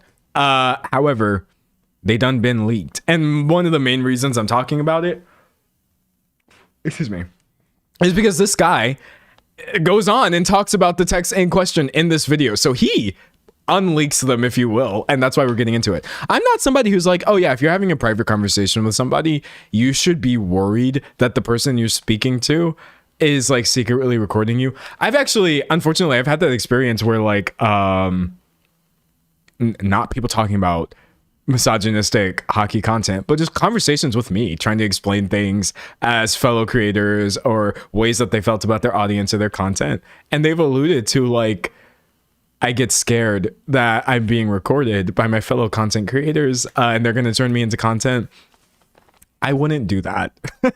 That being said, if you are in a text message being misogynistic or something that is deeply at odds with the people who you're trying to profit off of, best believe I would find a way to make that video without leaking anything. I would still come out with that information. So you should be a little bit scared. But anyways, I don't understand it. It feels very crazy to be bitter and angry at us for enjoying the show and having fun with it, but that is the root of all of this chaos. So I want to start by providing some context. As many of you know, Chris and I are writers here in LA, and I love movies and TV. I love dissecting them and critiquing them with friends, and that is something that I did often with this person because they also love movies and TV, something I love doing with them. I saw this person loving the show, so I reached out to them because I wanted to talk about it. I put on 10 minutes of this show, had to turn it off because I had to leave, and I then texted this person. Okay. Interesting. Someone said, who asked him to review Heated Rivalry? Nobody. So yeah, 10 minutes of the gay hockey show was enough for you to start railing against its very existence, quote, on principle, which is very interesting and strongly worded language. But you know what? Let's not overanalyze.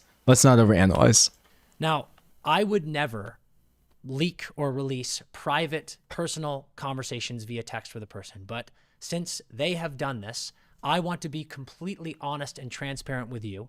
So we are going to show all of these texts, and I'm going to read them to you right now. So you can see that the context and many things that were said were conveniently left out in this piece. Unless you left out a JK, I didn't mean anything that I just said. I failed to see what would make this better, but let's go right ahead. The conversation starts with me saying, cannot wait to hear your thoughts about this show. Absolutely insane. There then seems to be a removed text from this person, but I'm going to assume maybe it was what is down below where he says, there is not one shred of enemies to lovers here.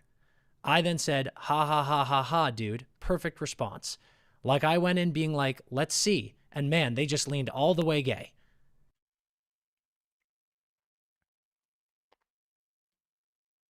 Before,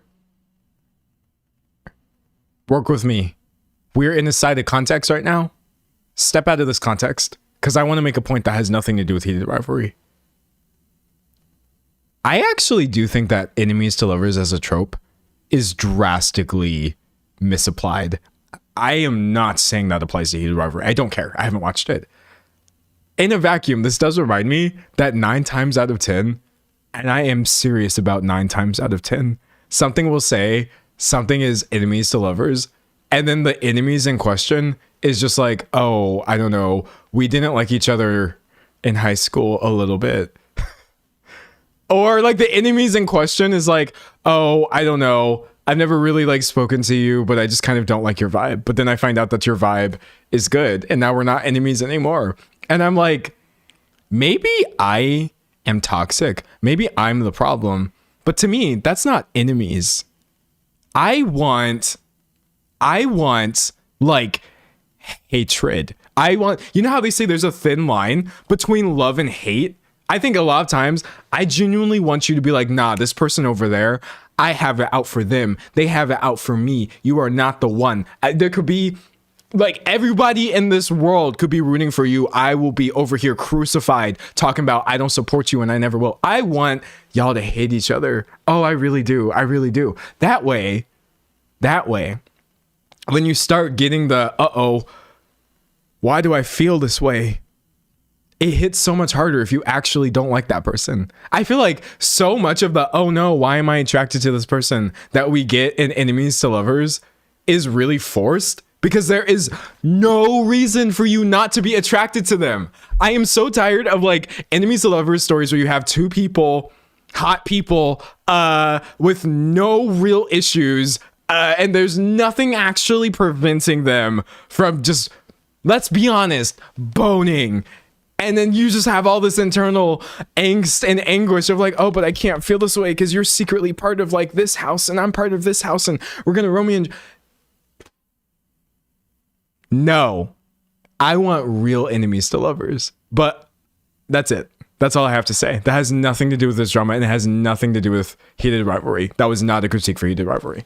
I haven't watched it. I'm being serious. Moving on. And he says it's just two dudes meet each other, are charmed by one another, and fuck at the first chance. I then said, I watched the first 10, and I was like, oh, they just love each other, and they're doing this. He says, ha ha ha ha, yes, there is nothing about it that feels taboo. All right, so I'm going to skip forward a little bit because he's just sort of explaining this, but I think Tuesday, December 2nd is where it starts getting really weird. So the person he's talking to at this point in December has apparently repeatedly been talking about, oh, I love Heated Rivalry publicly, you know, going viral, this, that, the other. And this is where, what's his name? Dan?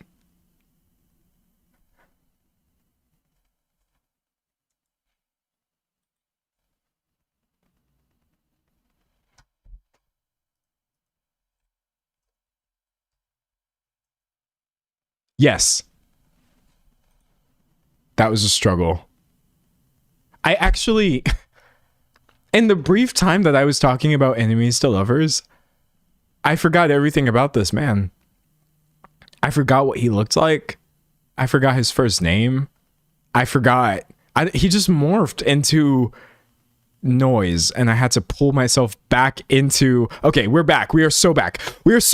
Dan from Empty Netters is reaching out to this guy. Paying you guys for this stroke off. I said, it's so funny. I then said, how much is Heated Rivalry paying you guys for this stroke off session?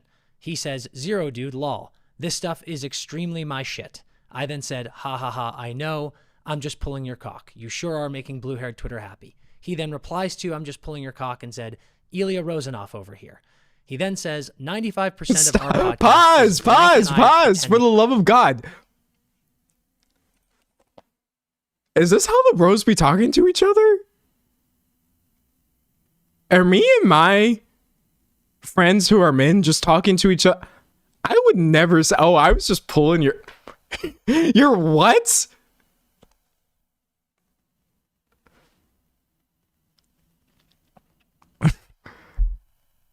I feel like there's so much I could say, and I don't even want to say most of it. No, I'm going to say it. The way that straight men will be homophobic while doing and saying things that are a level of gay far beyond what any gay person is ever thinking about on a day-to-day basis. Like,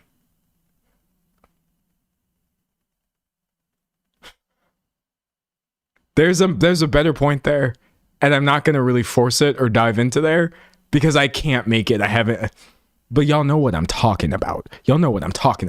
Anyways, so he tells him, you sure are making blue-haired Twitter happy. Blank is a racist who was at January 6th. So I imagine it's a whoa, listen. 95% of our podcast is blank, and I'm pretending blank is a racist who was at January 6th. So I imagine it's a confusing listen for any of the new people. What are y'all talking about? Oh, I would really like to know what is blurred out right there. 95% of our audience is what?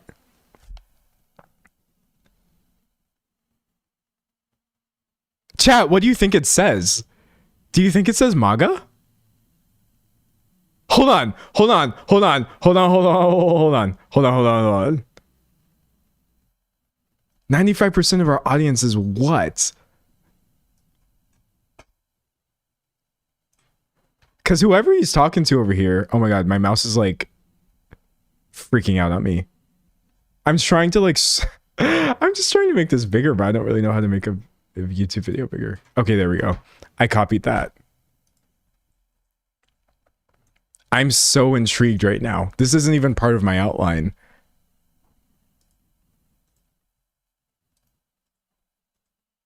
File not found. No, hold on. 95% of our audience is... Do you think it says racist? Someone said white. It could say white. W-H-I-T. But look, do you see it's almost the same length? It's the same length as racist. Someone said, is there names? I don't know about that. Chat. Some people are saying it's a name.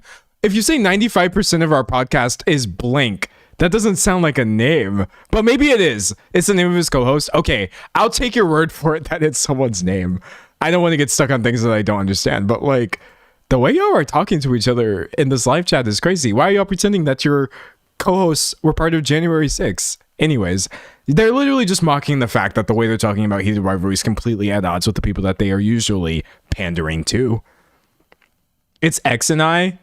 Okay. Oh, I get it. 95% of our podcast is person and I pretending second person is a racist who was at January 6th. I understand it now. That doesn't make things much better. That doesn't make things much better. But like, I do think that should tell you that kind of goes back to what that person said initially. I'm going to pull that tweet back up because it was such a good one. It was such a good tweet, which kind of sums up all of this. I found it. I think we should generally be more suspicious as cultural commentators of anyone who points a camera at themselves and starts recording. You're watching these podcasts where you're espousing these views and being like, yes, we are for the gays. Yeah, we've got women watching. We're so excited. And then privately, you're joking about how like, oh yeah, much of our podcast is just us joking about being hella racist. We made a big switch and we're playing people right now. For any of the new people who check out that episode, lol. I said, haha, big switch. We're getting so many requests to talk about it, and I'm so torn. He then says, as always with this silly job, just do it if it entertains you. People don't want to hear about what they like, except for Avalanche. They like to hear people talking about shit the people talking like. I'll listen to watch nerds talk about watches for an hour, and I don't really care about the rest of this conversation. Let's just skip to this part. Here we go. This is a part that you're all here for. Let's be honest. People are saying Sean and Pete. Who are Sean and Pete? Now, chat, I can't get into this level of discourse because I don't understand the hockey podcast ecosystem. I don't understand the hockey wait.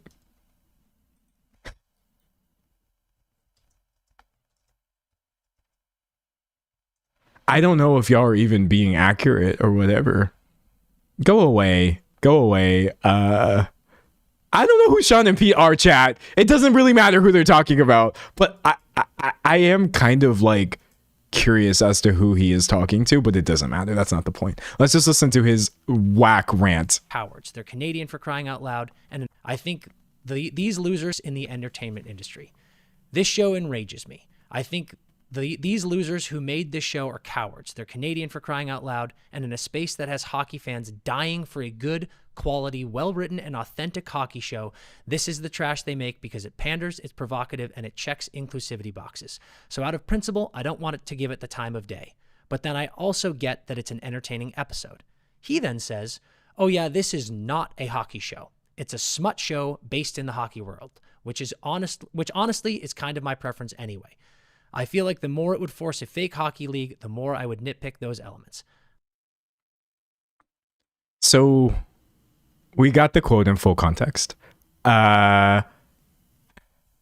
got the quote in this full context, which according to Dan over here, I remembered his name this time, is important context. Let's go ahead and look at this. It wasn't just that he's like, oh, this show panders. Oh, I'm in the way. Hold on. I'll try to move so you can actually read what he has over here. I mean, the text messages are so small.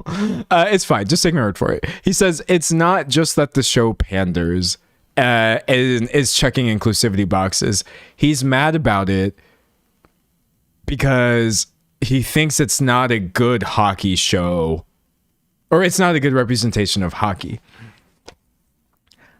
I find that to be, well, first of all, a hilarious argument to make after watching 10 minutes of it, because I haven't skipped any important context. He watched the first 10 minutes of this, stopped, and then started ranting about how this is just performative BS, basically. But like,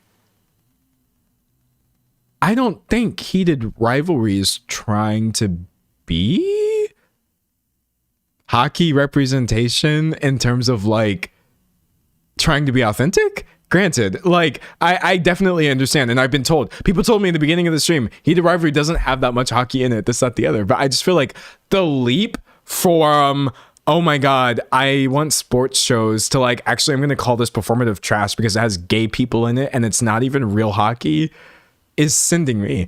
I don't really think this is making things seem better, though he does seem to think it does. People in chat are saying it's not about hockey. It's not. It's not. I haven't even watched the show, and it's pretty obvious to me that that's not what this was ever supposed to be. Dare I say this is a media literacy? I mean, I don't want to call everything a media literacy issue.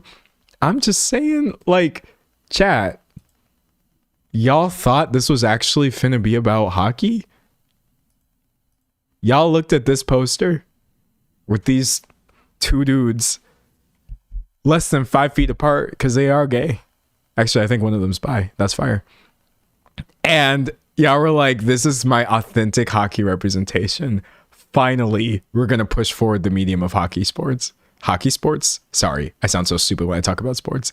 Anyways, let's get back into it. This is so funny. It's not funny at all, but I find it hilarious. Show based in the hockey world, which honestly is kind of my preference anyway. I feel like the more it would force a fake hockey league, the more I would nitpick those elements. I say, yeah, it's a fine line, and there are more bad sports shows than good. Then I start talking about Ted Lasso, we start talking about Paul Thomas Anderson, and all this, that, and the other. And my last message to this person is me sending him a video that says, if bro sent you this, it means he wants you to win, which he replied with 3 crying happy faces and then my fucking guy.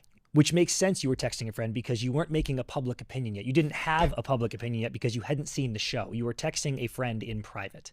Absolutely correct. And also, these messages were sent on December 2nd, and that video message I sent him was sent on December 10th. Yeah. So also a week after this conversation. I want to hit on... I love how we've been watching this video for 5 minutes and 28 seconds. And Blondie over here contributed nothing this whole time. He didn't say nothing. And then when he finally opens his mouth, it's to just give the most useless addition possible and then sit there and look smug. It wasn't a public statement. I'm going to continue sitting here and being blonde and not contributing anything to this conversation, but I know I ate that down.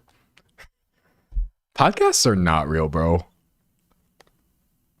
Podcasts are not real. Because, I mean, at least I do actually understand that the content that I'm creating is literally just me sitting in a room in front of a green screen reacting to things on the internet. That's what I think it is. That's the level of height I have. I do think I do a good job breaking situations down. I think I do a good job of getting to the bottom of public sentiment and explaining why people feel the way that they do about things. I have skills, but like, You really do sort of get the vibe that people who do podcasts actually think that their commentary is God's gift to the world. But this is probably just me overanalyzing. This is hilarious. Someone said, chat, I just got here. Can I get some context? These guys said they liked the gay hockey show, but then privately they were saying things like this is pandering for blue-haired Twitter users. And also they had a bunch of misogynistic comments that they made before switching and pandering to people, and now they're trying to explain why they think actually it's bad that these messages were taken out of context. There you go. Oh, it's still muted. I want to hit on the fact that in those messages, I prefaced all of them by saying my lame writer take, implying and telling my friend this is my jealous, hyperbolic, ridiculous take, because anyone who knows me or anyone who watches this podcast knows that I use absurd, hyperbolic language to drive home a point. Literally a couple weeks ago, we posted a clip where I said a samurai sword should take off your head if you serve 3 chicken tenders, and everyone laughed. It's what I do. People know I do that, and it doesn't. If I made the same joke about podcasters, no, sorry, I can't do that. No, because then I'm going to get in trouble. Never mind. Don't worry about it. Don't worry about it. Don't worry about it. We're going to just put a pin in that. Forget that one. I mean these things. I was using that language because as a writer in Hollywood who has tried and failed to make a hockey show, an authentic hockey drama, I then said privately that I was upset that just another hockey smut romance show was being made instead of something authentic. That was me being uninformed. I hadn't watched the show yet. Because your only experience with smut was Pucked, which we were reading on the podcast. Exactly. Exactly. Oh man, this really sends me. All right, so the rest of this, if you're wondering, like, well, does he ever kind of get to the core issue? Because I don't really think that people were mad at him for misunderstanding. I don't think people were actually mad at him for like misunderstanding the show before watching it. That's fine. Like I said, I misunderstood Heated Rivalry before watching it. I thought it was this massive HBO production, only to find out it's this tiny Canadian show that just blew up because it was distributed by HBO and people really liked it. There's nothing wrong with being in a private conversation and spouting things off to your friends. Uninformed hot takes. I know I sound dumb because anytime you hear me on the internet giving a good informed opinion, it's because I've already workshopped a version of this that was dumb, just ranting at somebody about like, oh my God, I can't believe this thing happened. And then I sort between my initial feelings and actual things. However, I don't think anything I just said actually excuses the fact that you're over here talking about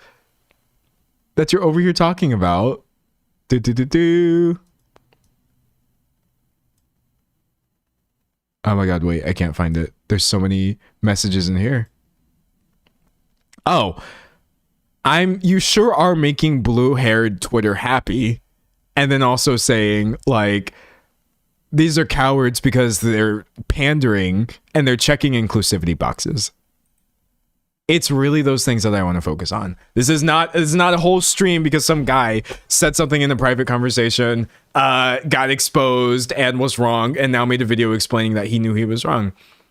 I think some guy running a podcast, referring to people this way, having misogynistic comments in the past, saying things that if I played them in my video, it would be considered hate speech, and then I would get in trouble, all while amassing this fan base of women based off of a queer hockey show, is wrong. You releasing this merch, you did know on some level that the people who you thought were going to be buying the merch, you thought of as blue-haired Twitter users. And I think that is why people are so annoyed, because these are conservative dog whistles. I'm not reaching. I'm not doing too much. This is very much like normal people getting their takes from sane sources. Don't think about the world in terms of gay people are pandering, women are blue-haired Twitter folk. Like, this is why people are upset, and I think it's valid. I think it's valid. I usually come here on the internet and I'm like, I don't know, like I can see no, you are a fraud. And I guess it sucks to have a private conversation exposed, but if that private conversation let the people who you were trying to profit off of know that you were a complete fraud, net positive. Someone said it's 100% dog whistling. It is. It really, really, really is. But yeah, no. I guess I can tie this to the beginning of the video, if you'll allow me to. Don't trust these people sitting behind these podcast mics. I didn't even have the full story yet. I read the first person saying, oh, maybe these men can have a podcast. Maybe men podcasting isn't such a... Throw out the format. Yeet it. Get rid of it. It's just not a good form. Well, for most people. There's some amazing podcasts, to be clear. But yeah, no, like... I mean, you know what the tricky thing is, chat? I can't say straight white men shouldn't do podcasts. Because then it just turns into a storm for me. Then it's my problem. D'Angelo, in a video on the live stream, said he doesn't think straight white men should be doing podcasts. Then I am getting a bunch of hate over things that are not worth hating over. I'm going to wind up catching a bunch of... It's going to be really, really, really nasty for me if I was to say that I don't think straight white men should be running podcasts anymore. But y'all can say whatever you want in the live chat. Not whatever you want. I have moderators. I'm just saying there's a little bit of a difference between what I can get away with saying as a quote unquote public figure or just someone speaking in a public space. But if someone was to put it in chat and then I was to read it and then be like, oh, you think that straight white men shouldn't have podcasts? That's wild. That's wild. Oh, you said men in general? Oh, someone said men in general shouldn't have podcasts? Someone said we need more heterophobia. Sorry. I laughed. Actually, you know what? Let's talk about that for a second. Here's why I laughed. I'm laughing at the idea of we need more heterophobia in the world, or this idea that straight white men shouldn't be podcasting. It's funny. It is actually funny because there are no systemic things in place to enforce what we're saying. If somebody on the internet actually says, I just think we should outright ban on straight white men podcasting, society would never allow that to happen. We're not actually advocating for the lessening of anybody's rights because this isn't real. I think when people joke about actual racism or actual homophobia or this, that, the other, it's not funny because the thing that you're saying is just real. If somebody was to hop on and say, I don't think that black people should make commentary videos, I'm just like, what? I do think there is a difference. People really try to say like, oh, you're the tolerant party. Leftists are so claim to be tolerant, but then you make these jokes or you say these things about this, that, the other. Chat, the things we're saying can never happen. There's no such thing as heterophobia. It's not real. There's no such thing as heterophobia. There is no agenda to disadvantage straight white men.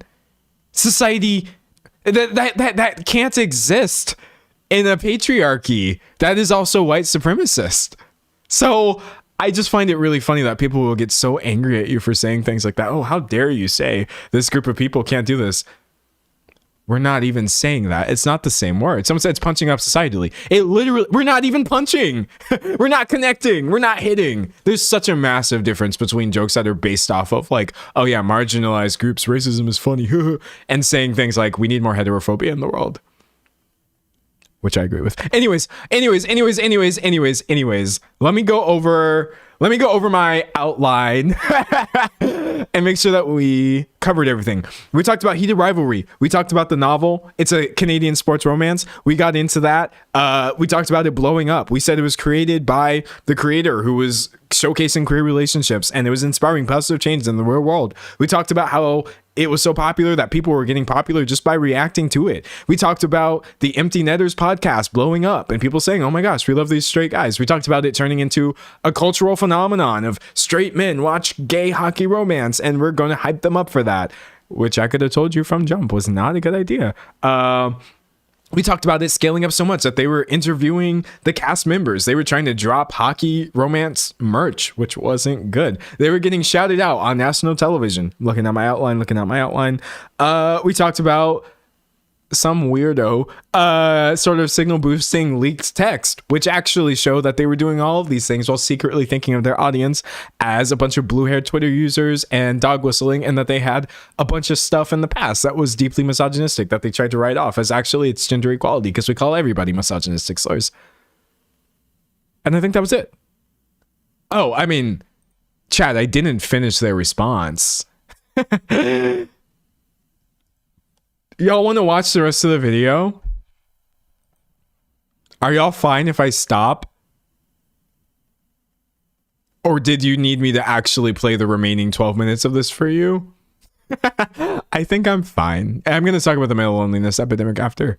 I don't really think we need the rest of this from people who don't seem to understand, or rather are unwilling to engage with the fact that even if the circumstances in which you express these opinions might have been different than what the article led us to believe, you were still totally wrong for having these opinions and thinking of people this way. I think we can move on from this topic. All right, I'm going to record an outro. Don't go anywhere. This outro is just for the video viewers. I love my video viewers. I'm going to record the outro. I'm going to say bye, and then we're going to talk about some other things. I'm having fun. I feel really I feel heated. No rivalry. All right. But hopefully you never have to think about no, wait. I usually say the topic, and I say I hope you never have to think about it again. Heated rivalry is not the problem here. But hopefully you never have to think about podcasters or Dan and... I don't even know if I ever said his brother's name. It doesn't really matter at this point. I won't be thinking about them. But yeah, I recorded this video live right here on YouTube, where I actually stream pretty frequently. Tuesdays, Thursdays, and Saturdays at 12 p.m. Eastern. Unless I don't. In which case, I just chose not to come to work. I don't know. It's on you, not me. Anyways, I hope to see you in the next stream or the next video. If not, it doesn't matter. Bye. Okay, I'm going to stop recording. Okay. All right. Male loneliness epidemic. Sometimes I'll watch the video when it comes out too. You better. I mean, y'all don't have to watch the video if you don't want to, but I try to make it still interesting to watch on the second thing, to be like, oh, what did he include this time and what didn't he? The male loneliness epidemic. Chad, I'm here to tell you right now. It's not real. Okay. This may be one of my worst takes ever.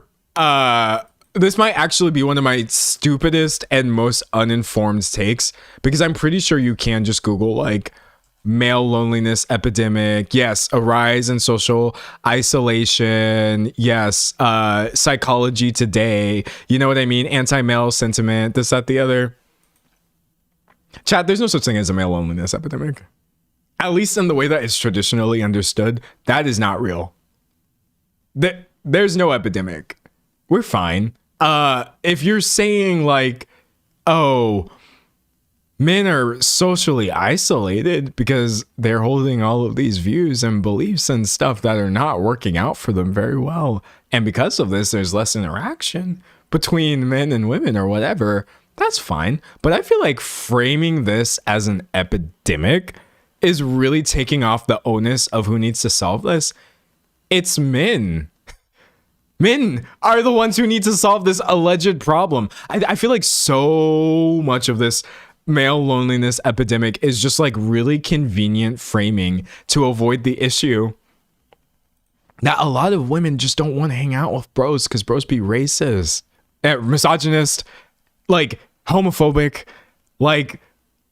everythingist. I'm not saying men in general are these things. I'm just saying, you ever heard of the 4B movement? Oh, this pisses off a lot of men right here. Yeah. I heard about this 4B movement. That's happening in South Korea. Yeah. The 4 no's. So this is I'm not sticking up for a movement because I don't know the actual politics of this. All I'm saying is they're saying we're not going to date men, we're not going to marry men, we're not going to have sex with men or have children with men. This enrages a certain kind of man. They get like, how dare you withdraw from our company? When that sort of exhaustion that I feel like somebody had mentioned earlier, that they found it to be really exhausting, how many people are misogynistic. You really have women. I support this. Like, just the idea of it. If you're just like, nah, I'm not doing this. That's not really an epidemic that needs to be cured by anyone's actions other than the men in question, because nobody would be running from us if we weren't being like that. So when it comes to the average dude, let's say you're a dude and you're not a misogynist, and you're like, oh, I don't know, I don't want to, like, because that's the thing too, is like, people are like, oh, you can't even talk to women nowadays because they're gonna accuse you of something. You can't even, like, be in a relationship with a woman. She's gonna come out later and say that you did these things, this, that, the other. Like,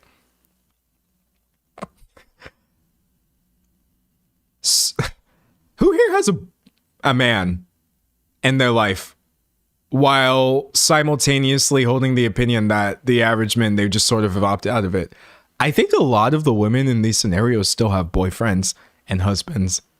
I think this idea that it is actually impossible to still be a man who is a man while dealing with the women who now have agency to say, actually, we're not putting up with these things. We're not putting up with misogyny. We're not putting up with... It is so easy to still exist in this world and interact with women. Yes, even feminist women or people who are very... It's considered radical. I don't think it's really a radical opinion to have, like, really deeply feminist. There's a lot of boyfriends and husbands of these feminists that you are complaining about. There is no epidemic. If the only requirement is that you need to not be a misogynist or participating in these misogynist environments, you can just do that. You can just do that. Someone said, D'Angelo, we can't agree with everything feminists do. I can, because here's the thing. Feminism just means you want equality for all genders. Like, as far as anybody who says that they're a feminist saying that they have whatever opinion, that's not really the point of any social movement, is to espouse every single person who claims to be that a part of that social movement. But as far as the actual core idea of feminism, you should want that as a man. You should definitely want equality for women, because that is also equality for you as well. Feminism is great. I just feel like viewing it as like the other. It's related to what we were talking about in the actual video topic of like, oh, these are just blue-haired Twitter users. This new crop of women, they want rights. They hate men. This, that, the other. Bro, you could just not be like the average man, because the bar is actually on the floor now. It's on the floor now. And you're going to stand out. You could stand out by not even following Red Pill Podcast. You're automatically going to be like, take your average Andrew Tate supporting men, put them in a box right here, just by being like, no, I looked into what Andrew Tate said and I thought it was wrong, because a lot of it's really stupid. You're winning this race. It's not even a competition, but I'm telling you, everyone is losing at something that was not even a competition in the first place. Just don't be a weirdo creep loser. That's my take. That's my take on the male loneliness epidemic. Don't be a weirdo creep loser, and then we won't have a loneliness epidemic. I'm victim blaming, because we are not actually victims. But that's my opinion on the male loneliness epidemic.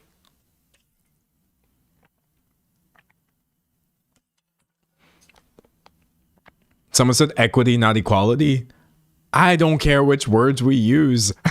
I want the end result. I think people get so stuck on, but I know what you're saying though. I think I know what you're saying. If you're saying we can't just immediately unanimously declare everything equal now and not do any more work or social change to help people who were previously disenfranchised, I agree with that. Equality is the end result, but it doesn't happen by just automatically undoing things. You absolutely need to help people who are in underdeveloped areas who did not have the same resources that everyone had. Equality is not going to happen just because we all want it to. So equity is deeply important for sure. But as far as like the actual words that we use, I don't even care about them too much. I don't even care. Someone said the hot takes are ice cold. To me, I think I consider this to be an obvious opinion. But when you have all of these articles saying like, ew, the male loneliness epidemic, this, that, the other, I'm so tired of hearing about it. Gen Z, I mean, Fortune is a horrible source. Gen Z and millennial men in the US are among the loneliest in the Western world. Here's why. We have a sad man looking out the window. This is just an actor, so I'm not making fun of him. But what do you think he's thinking about? Oh, women won't talk to me because I listen to weird dudes on a podcast. They did the 4B movement, and now I'm all alone. I miss the world before. I wish it was a cold take. But actually, it's a pretty dominant cultural narrative that there is a male loneliness epidemic. But I completely agree with you that it's the bare minimum to see through that. It's the bare minimum to see through that. It is a cold take. It is a cold take. Someone said Cat Black did a fantastic video on the male loneliness epidemic. Oh, can we talk about Cat Black? Can I give a shout out? You know me. I try not to give out too many shout outs. But I ain't never watched a Cat Black video that was problematic. And I've learned so much from Kat as well. I love her content. I do. Y'all ever watch Cat Black? She's just like dope. She's so cool. And I really like the topics that she talks about. I feel like you should definitely just go to her channel, pick something that is mildly interesting, and then see the way she presents it. And you'll be like, oh yeah, I'm rocking with this. So much cool stuff on that channel. So I adore Cat Black. Yeah, same. No, like there's this thing like you got to keep learning and growing. I don't know everything. I don't know many things because, like I said, I'm just some dude making stuff. There's stuff that Cat Black knows more about than me, right? And then you have other commentary creators, and they know more about these things than I do. So I learn from them. And hey, there may be a few things that I know more about than some of my viewers, so you can learn that from me. It's not many things, I'll tell you that right now. But yeah, no, like I love YouTube. I love it. I think YouTube is such a cool platform because it's allowed me to not be dumb. I'm reading chat. Someone said her content is very empathetic / sympathetic. I agree. Somebody said, I just got here. What did I miss? We were just hyping up Cat Black because she makes dope videos. I saw Paramount live. You did? I'm jealous. Someone said men think they're the only ones impacted by loneliness. Yeah, no, I'm sorry. I can't buy into this loneliness rhetoric. I made that like past tense. Someone said D'Angelo Cat Black collab win. Sure. I don't know. I don't know what I would contribute to a Cat Black video.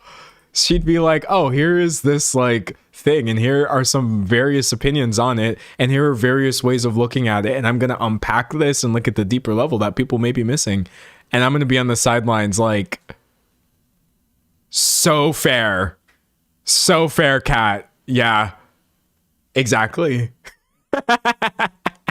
I don't think that I'm gonna look real dumb in a Cat Black collaboration, but I'm open to it, I guess.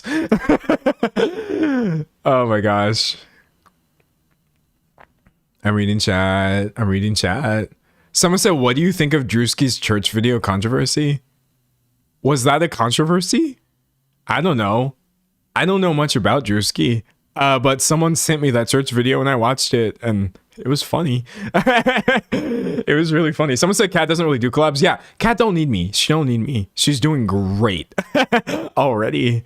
I'm a good source of information. Well, thank you. I'm a good source of information on the things that I know about. Because you can either see me being knowledgeable about some things. I'm knowledgeable about online.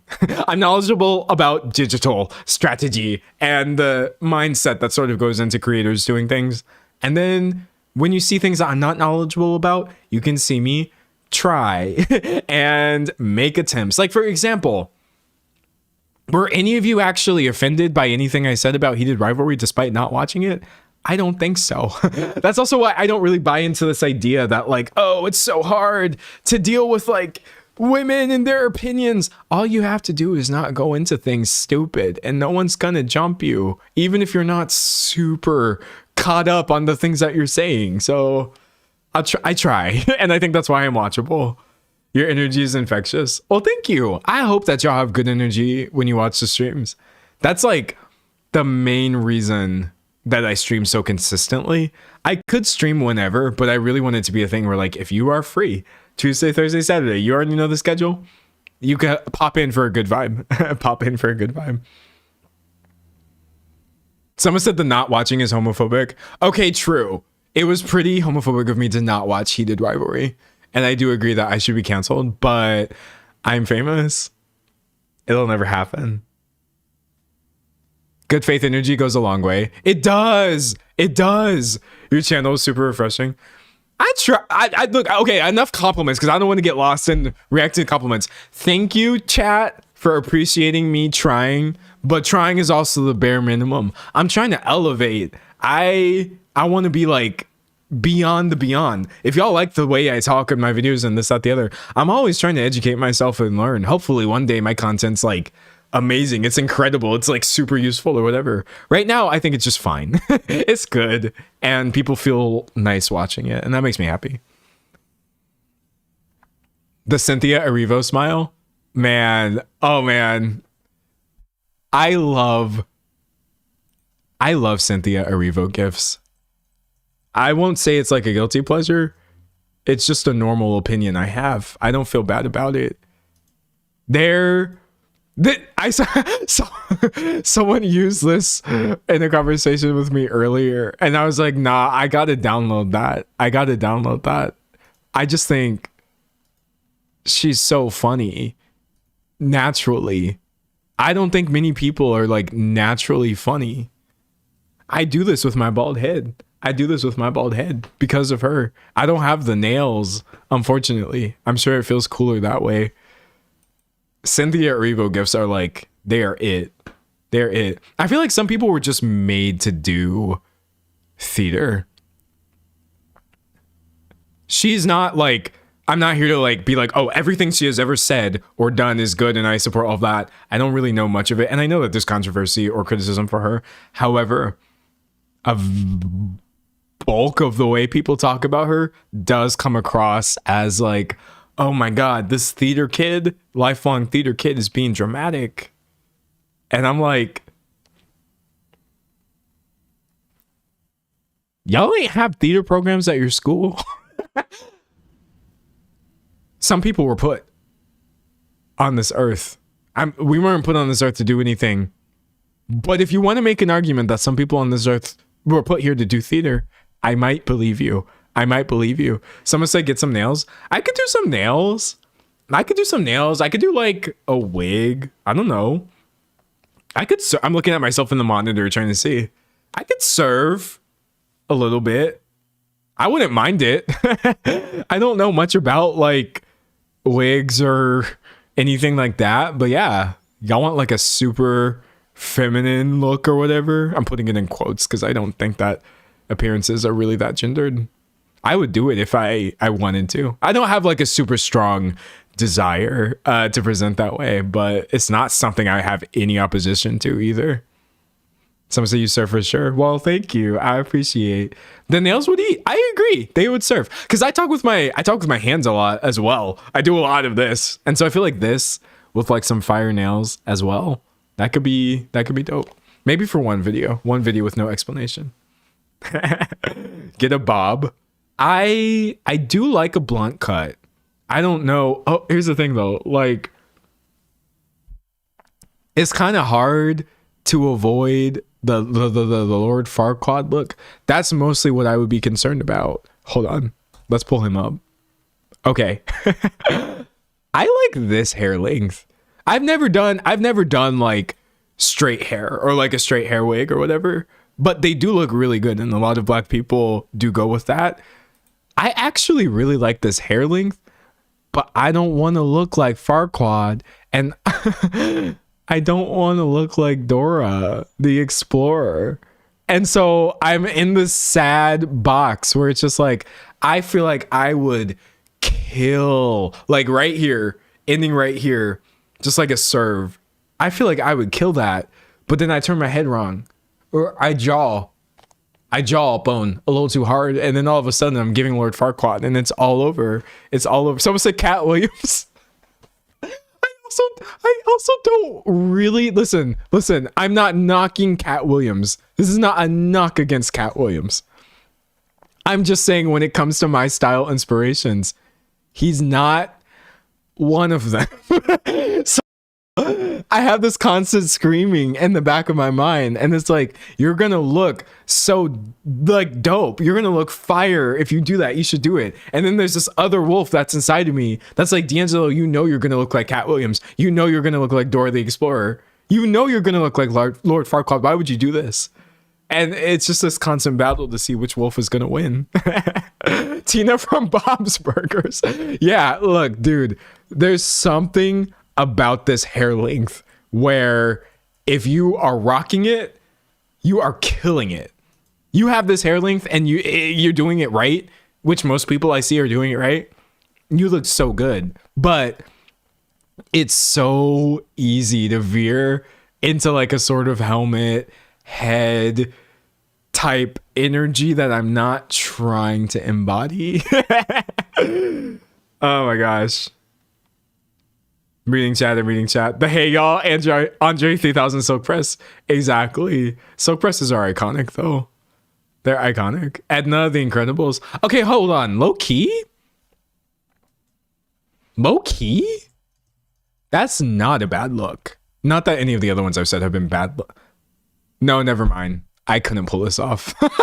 I feel like Edna is the only one who can actually pull this off because she's so...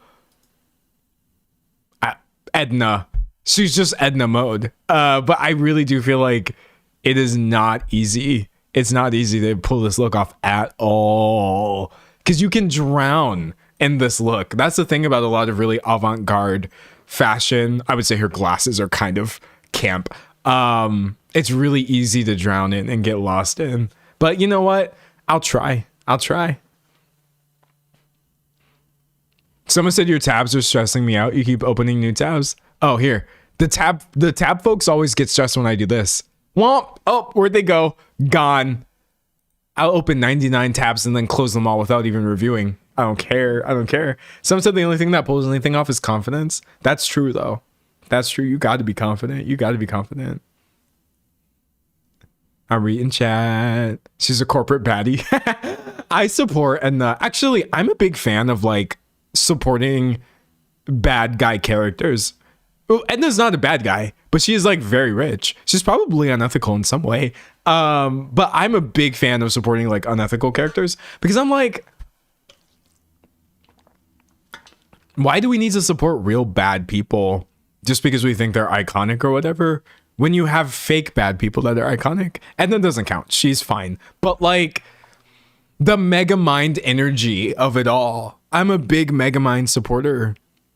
Actually, Megamind is really important to me. I would say, if anything, he is a fashion inspiration. Yeah, I mean, look at that. I'm already kind of Megaminding out over here. I love supporting the bad guys. I mean, he's not really a bad guy. He's more of an anti-hero, but you get what I'm saying. Some of the villains are usually pretty interesting.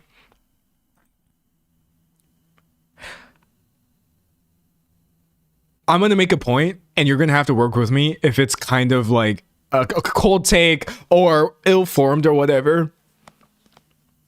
Villains are usually kind of interesting because a lot of times they're like super queer coded, which initially was bad, obviously, but still resulted in some really iconic characters and performances. That's sort of my opinion on villains in general. A lot of times they're like, okay, well, on the one hand, you are like demonizing being flamboyant, but the villains are still serving though. They're eating. Like, what do you mean? Yeah, they're flamboyant and they're awful people, but like they are iconic. Let's reclaim it. Let's reclaim the queer codedness of villainy and not actually use that to say anything about people who may be this, that, the other. But yeah, no, that's why I love me a villain. Oh, an ostentatious, loud, out there villain just doing the most with like the most ridiculous. Oh, I'm a fan. Villains are camp. They're really camp. Someone said fact no, check Ursula. Yeah, exactly. Like, it's a nuanced topic because I feel like there's a lot to be said about like why are we taking like drag queen energy or whatever and consistently making that the villain and this, that, the other. But it doesn't change the fact that Ursula is iconic. I wanted to be her. I was watching The Little Mermaid. What was I going to get from Ariel? Me personally. Hold on. Where's she at? Ariel, the Little Mermaid. I can't even spell. It's like you reach a certain level of perfection or whatever, where it's like, this is not attainable for me. I'm never going to be the prettiest girl in the ocean. That was not in the cards. But you know what I can be? I can be this though. I could be this all day. I was always watching those Disney movies thinking about like, oh, the main characters are not very compelling to me, but those villains though, let's go. I'm reading chat. Jafar is iconic. Yeah, no, again, like you could get into the weeds about like why are villains framed the way that they are, but they were my main inspirations for real. Scar. I mean, okay, hold on. Low key.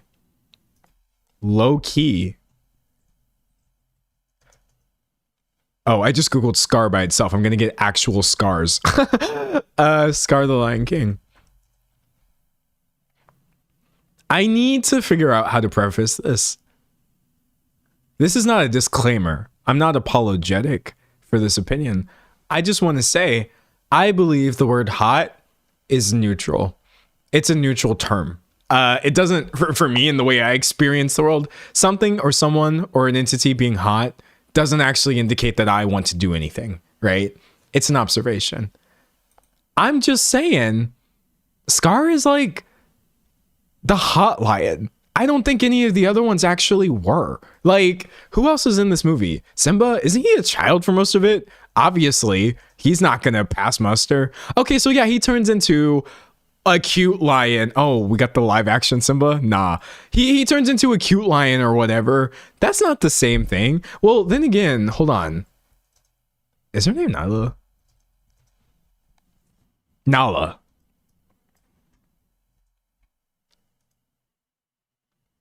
Well,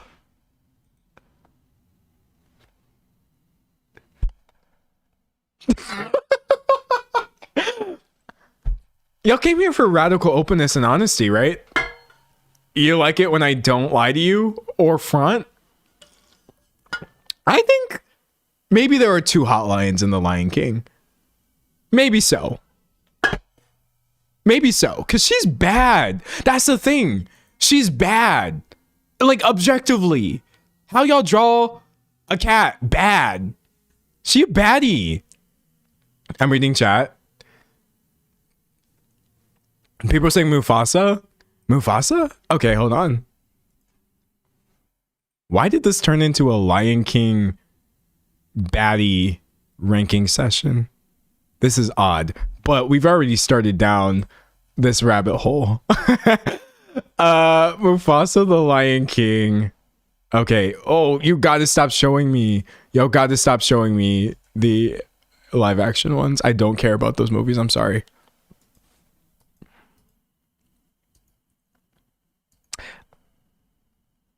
You know,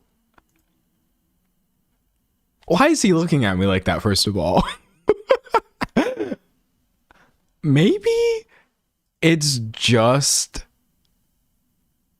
older Simba who doesn't have any Riz. Which I'm sorry about. I don't even know how old Simba is. He might still be a kid or whatever. Maybe it's just Simba who is very Rizless. But I do feel like Nala, when she was like old Nala or whatever, and Mufasa and Scar, maybe most of the lions in The Lion King have Riz. And I just didn't realize it. Some say he's too dad coded. Yeah, I mean, if he looks like your dad, that's not going to be hot. He don't look like my dad, though. I'll say that. You know, it's like, you know what I find really funny too, though? You know what I find really, really, really funny? Someone said, D'Angelo, every character drawn by Aaron Blaise has this charisma. I was getting there.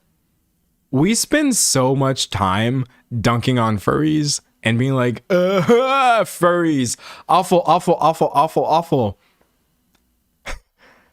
Were we not on some level high-key getting like, what's the word I want to use? We were set up to fail from jump, though. I feel like so much of the content from when I was a kid was like animal people and like talking animals, animal characters, animals that were drawn a certain way, animals where we're like, oh, even though animals in real life don't look that different from each other gender wise, we're going to draw the girl animal really pretty and we're going to make the guy animal like, even though I didn't turn out to be a furry myself, I feel like so much of the content that I consumed as a child was borderline furry stuff. To the point where like, I am deeply unsurprised by the amount of furries that we have walking around today. First of all, I don't find them offensive in any way, but I'm like, I would honestly be more surprised if you never, ever had a crush on it. Hold on. I'm about to weed out a bunch of liars. So none of y'all ever had a crush on a character that was not a human? All of you Disney adults or people who watch Disney kids, never in your life did you think, oh, this character, I really like them. And that character wasn't actually a person? Nah, I would never, I don't think I would believe that. I'm not saying that we're all furries. I'm not a furry. I don't think most people are furries. But if you start with the core idea of like, y'all never looked at a character that wasn't supposed to be a human being and you're like, oh, I like that one. Yeah. Or did you want to be one of the characters? I think that was me. I didn't really have crushes in the traditional sense as a child because I still don't. But I was like, nah, this is kind of gendery to me. You know what I mean? Maybe not Mufasa and maybe not Nala for me. But I do think as a kid, I looked at Scar and I was like, this is gender. I think I was 5 years old and I was like, this is affecting my gender presentation. Yeah, of course I want to be a villainous lion. Thoughts like that, they just lodge in your subconscious. Someone said I was a Warriors Cats kid. Yes, we had Warrior Cats. We had all these Disney movies. Alvin and the Chipmunks. Hello? Lola Bunny? Yes. Shark Tale? Oh, nah. Don't get me started on Shark Tale. What is that? Is like Angelina Jolie in that movie? Or am I lying? She is, right? Okay. Chat. Why were they trying to make the fish hot? I'm being so for real right now. I'm being so genuine. What was the intention with this? What was the energy? What was the y'all were in the boardroom and we're like, yeah, Angelina Jolie fish. She's going to be one of the hottest characters in any animated film, even though she's going to be a fish and look like a fish. What was that? What was any of that? Someone said I came back at the perfect time. Oh, you did. You absolutely did. I'm over here defending furries. I'm over here saying that if a butterfly had flapped its wings in a different direction, I would be a furry. I really would. Someone says she's so gender. She is. Yeah, no. That's hilarious. I'm sorry. Like, kids movies are just built different. The way that they present animals. Whoever looked at a fish and was like, I'm going to draw a fish with an hourglass shape and a 30-inch middle parted. Chat, she has a 30-inch bust down middle parted hair situation going on. What do you mean? Do y'all even realize how much drip that is? 30-inch bust down middle parted. She literally, like, this is one of the most fire things you can do when it comes to hair. And they're like, we are going to do that for her. The fish with the 30-inch bust down middle parted. That is hilarious. Someone said a baddie no matter what. Yes. She's bad. It would be disingenuous. It would be a lie. Oh, I'm going to look at this and be like, no, she's not hot. Because I don't want y'all to think I'm a furry. I don't care what y'all think about me at all. Not in that capacity. They made the fish hot, chat. We lost from jump. Someone said Thundercats. Oh my god, Thundercats. Yes. The hair matches the tail. Nah, she was really doing the most. And I was 5. Hold on. How old was I when Shark Tale came out? Shark Tale release date. I was 6. Sorry, I said I was 5. I was 6. I lied. What is 6-year-old me supposed to believe?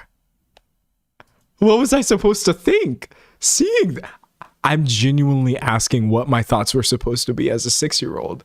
I was just like, okay, well, I'm a child, and all the adults in my life have told me you're just a kid, so adults, you can't, you're not one of them. And I'm like, okay, well, it's not adults and it's not kids because I hate kids, even though I was a kid. So I just didn't have many options. That's all I'm saying. Who else was I finna have a crush on? It was the fish from Shark Tale, and that's on period. And I said what I said. And I said what I said. I said what I said. So I was still I was still in the ball sack. Oh, y'all young. I was talking the other day to somebody who said, what did they say? Oh, the pandemic. They still remember when school was canceled. And I was like,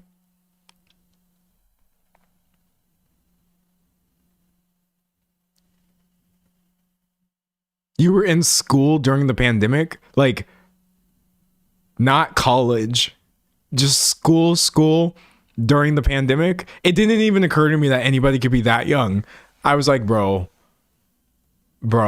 I can't do this anymore. You were in school?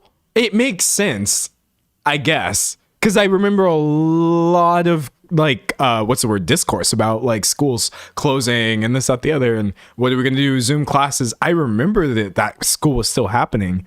I guess it just didn't occur to me that anybody was actually that young and now is walking around in the world as an adult. That's so funny. Someone said, did they mean schools in college? No, they did not. Someone said I graduated in 2021. What a time. I was a 6th grader. There's a lot of people who were 6th graders. That's so funny. Oh my gosh. I was in 10th grade. I was a college graduate. That's why when I call myself old and I get a bunch of people in chat saying, you're not old. No. I don't think I'm old.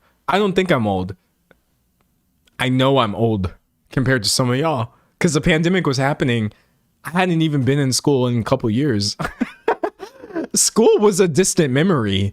I was over here pandemicking at work. I can't believe anybody could be that young, but I love it for all of you. I really do. But and I'm sorry, this is going to be like, this is going to be kind of triggering. I'm joking. It's not actually going to be triggering. This is going to be kind of triggering for some of y'all. I realized that in less than 24 months, one day, people who were born in the 2010s could be legal adults. I realize that, like, if it's 2026 right now and 2010 was 16 years ago, then very soon you're actually going to have people who are like, oh yeah, I was born after 2010, but I can drive. What? Oh yeah, I was born after 2010, but I can legally do all of these things because I'm... No. No. 1,000 times no. I accepted it. I've accepted it over and over and over again. Okay, fine. People born after the 2000s can be legal adults. That's okay. Whatever. I accept it. I think when we get to the point where you're trying to tell me, yeah, I was born in 2010. I was born in 2010, but I'm an adult human. According to the law, that's when I'm finna start lying about my age. That's when I'm gonna start lying. That's when I'm gonna be like, oh, I also was born in the 21st century. Yeah, 1998. I don't know what happened then because I wasn't born. I was born after 2000 at some point. I'm like the rest of you. I'm not that old. So it was 2008 and I graduate this year. iPad kids are going to be voting. I can't comprehend this right now. No, it hit me like a truck. 2010 babies. Voting age. Less than 24 months. It's happening.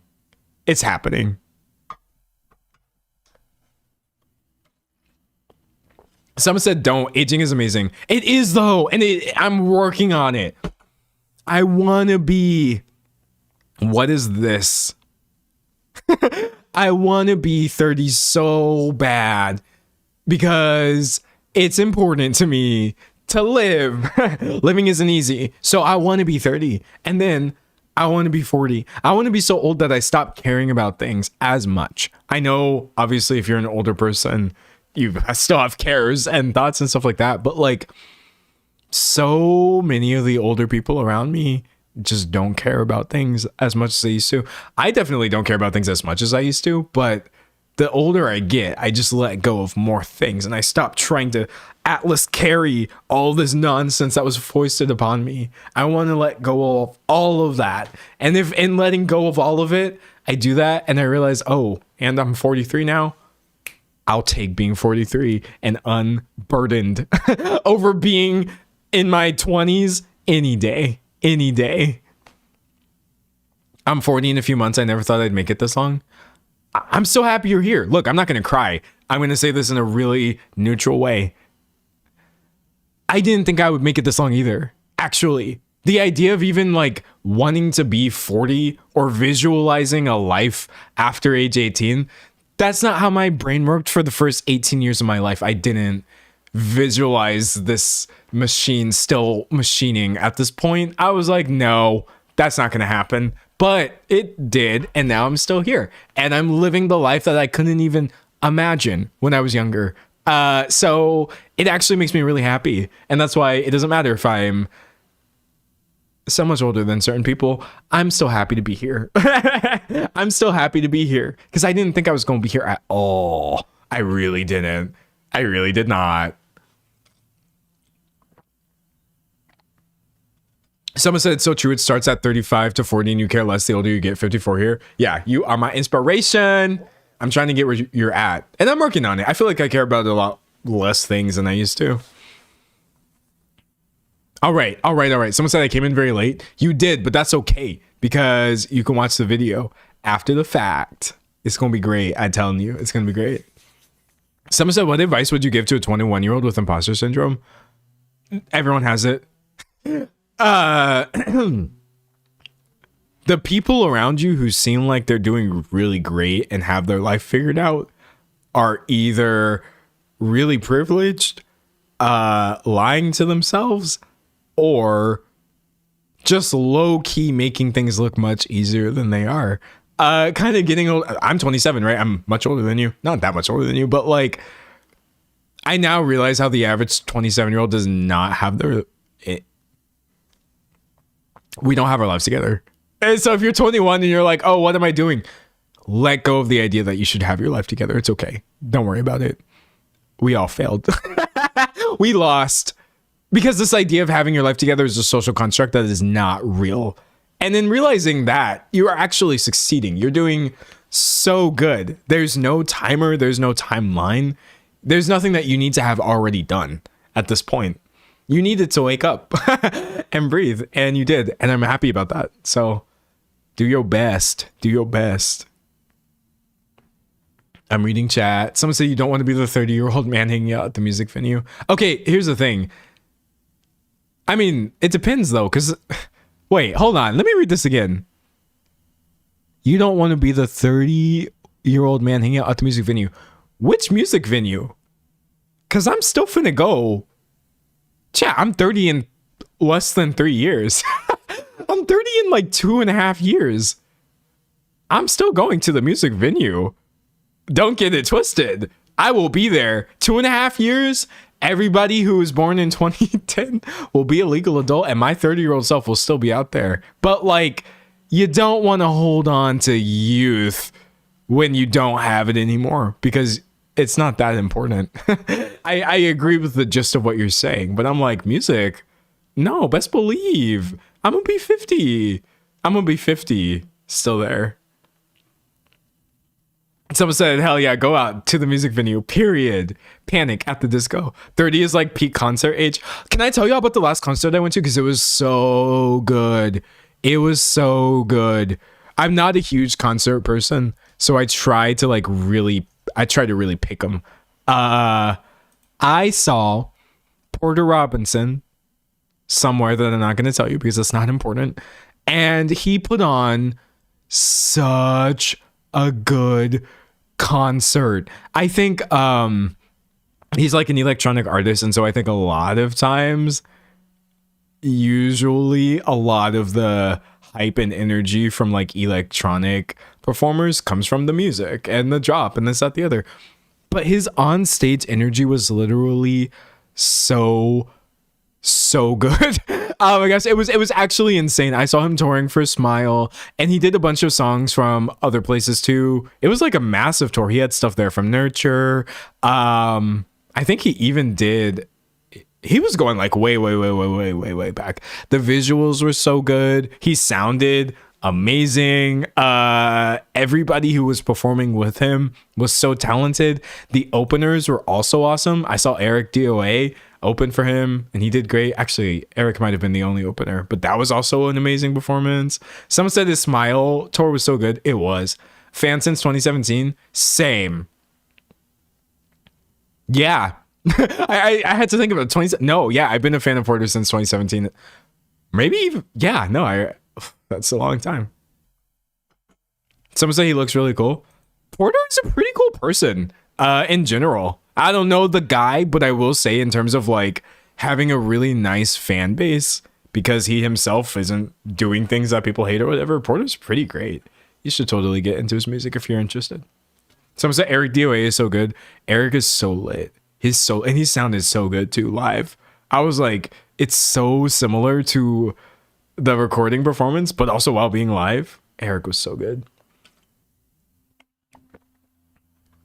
Someone said I'm jealous of people who can go to concerts. It's a great experience, but it's not a cheap experience, and it is absolutely a privilege, which is why I try to really like pick them really well. I'm reading chat. I remember being shown Porter at church camp in the 2010s. Oh, wow. Sad Machine is so good. It makes me cry. I love Sad Machine. Is anyone there? Oh, my God. We can't sit here and nerd out about Porter Robinson, because then it's going to go on for a while. I will say, though, at some point, what are we talking about? We're talking about music. At some point, I would like to show y'all like some music stuff that I do, because I love talking about music and electronic music and stuff. The thing is, I don't have like on this computer right here. That's not where my music stuff is. My music stuff is on a different computer, the one that I'm streaming from. And so it would be kind of hard for me to stream and music at the same time. I would get a little bit worried about performance, but yeah, at some point I would love to do like a project file breakdown. It would be awesome. Someone said, did you already do the male loneliness epidemic? I did. Sorry, you missed it. All I said was that it's not really real. That's it. You can go back. It was kind of a cold take, but I feel like it was important to say.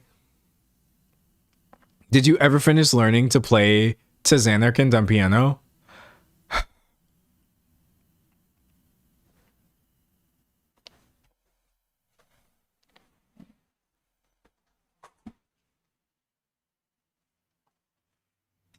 I don't know.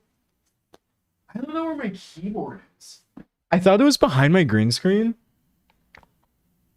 Or maybe I gave it away. Well, wherever it is, I was going to hold it up and say, chat, I still can't play piano. I am so deeply averse to... You have to put in a lot of hours, obviously. It takes a lot of hours to learn to do anything or become proficient at things like that. And so I'm not trying to sit here and say, oh, because I've made a couple attempts over the years, I should be good. I know you have to play through being bad and you have to develop the muscle memory and you have to do all these things. What I'm getting at here, I don't know how to describe this. I feel like I'm dying. Like when I sit down and I hold a guitar and they're like, okay, finger, we aren't 12, don't laugh. Finger the chord this way. And then I try to finger the chord this way and then it doesn't work. And then I play the chord and I'm accidentally muting half of the strings and it sounds horrendous. And, you know, I'm just sitting here thinking about how children do this better than... For some reason, my mind puts those feelings in the same category as, oh, you're dying. It's the same thing. Like, oh, you could stab me and then I'm bleeding out. And then I'm like, uh-oh, I'm dying. I'm like Olaf from Frozen.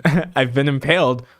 I have the same reaction to trying to learn instruments and I don't know why. I think it's because on some really deep level, I have this horrific fear of being incompetent because I feel like my entire life, the only thing that has ever really given me any sort of validation is knowing how to do things.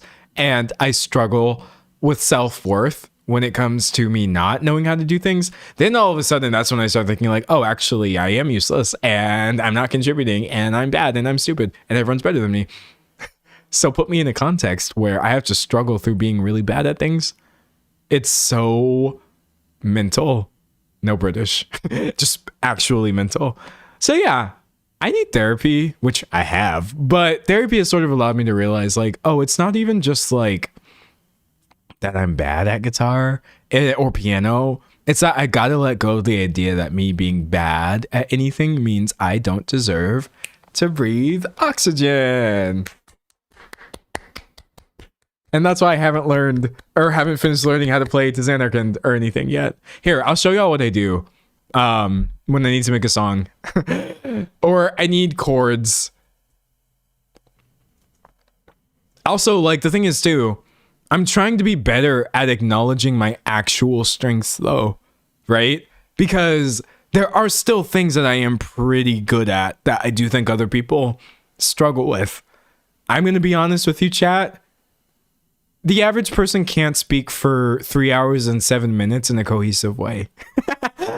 I'm pretty good at like breaking things down, and I have skills, and I don't have to have every skill in the world to be valid. Someone said I had that same feeling when I tried to get into crochet, so I gave up for 2 years. I feel like this too about learning instruments. I realize this because if you suck, you're also being loud and people listening how bad it is. Classic gifted child to burnout adult pipeline. At least this is what I struggle with. I'm in the same boat. I'm very much in the same boat where I'm just like, oh, this isn't even about the guitar. Actually, who here winds up in scenarios frequently where you're struggling. You're like, oh, piano. And then either whether it's a therapy or introspection or somebody giving you advice, you realize and you're like, oh, darn it. This wasn't even about the piano. This was about a deep struggle with self-worth. And I thought I was just getting mad at the ebonies and ivories, the little keys. I thought it was a music theory problem, but it was I need help and to grow as a person problem. It happens every now and then when I realize Oh no. All right, so but I'm going to show you what I do because I do still make hella music despite not being able to play any form of instrument at all. You don't really have to do all that, right? Here, basically, I'm going to try to download Ableton. I'm going to show you how, like, you don't have to know how to make music to actually make music. Hold on. They're making me log in. I'm going to do that while you can't see me. Okay, I logged in. They're saying try Ableton 12 for free. I don't want to do that. I want to download the Ableton that I already paid for. I already have Live 12. Okay, great. So that's going to take some time and I won't be able to get into that immediately. But like, essentially you just have to have somebody get the chords together for you. And then you can music as much as you want. Like you can pick the chords and you should know the shape of a chord. I know, for example, the difference between a major chord and a minor chord. But as far as being able to play them, I can't do them. I have to select them. Hold on. Man, so many things want me to log in right now. And I don't want to log into anything. Hold on. This is going to be fun. I promise you. This is going to be worth it. Fine. I'll log into Hook Theory as well. Duh. Why is everything a subscription though? It's painful. Oh, it says, hi, D'Angelo. They want me to enter my Google password. Chat, should I show you my Google password? Should I enter the password for this account that I'm streaming from right now, live on stream? I'll do it. No. Let me keep doing this while you can't see what I'm doing. Okay. I have a really long Google password. I'm sure some creep was like, oh, I heard him typing. That typing said ABC123 XYZ BBB. I got his password just off of keystrokes. Okay, wait. How did I enter my password wrong? Is it because I'm speaking? Okay, I entered it without talking. Now I have to two-step verification. Yay, we got a two-step verification because I would never allow any of you to actually get into my Google accounts. This is my livelihood. This is my money. Someone said don't start on Ableton. It's like starting on Clip Studio Paint as a digital artist. Well, I did. 4 or 5 years ago, I started on Ableton because no one told me that that was a bad idea. I agree with you. I agree with you that you should not start music production on Ableton, but I did because no one was there to slap my hand and say that's not a good idea. So now I'm actually much more than proficient, but yeah, no, it's too late. I already did it the hard way. Okay. Now let me see if they'll actually let me into what I'm trying to do. Yay, we got it open. Okay. So, whereas I cannot actually play any songs on any instruments because I don't know how to do that.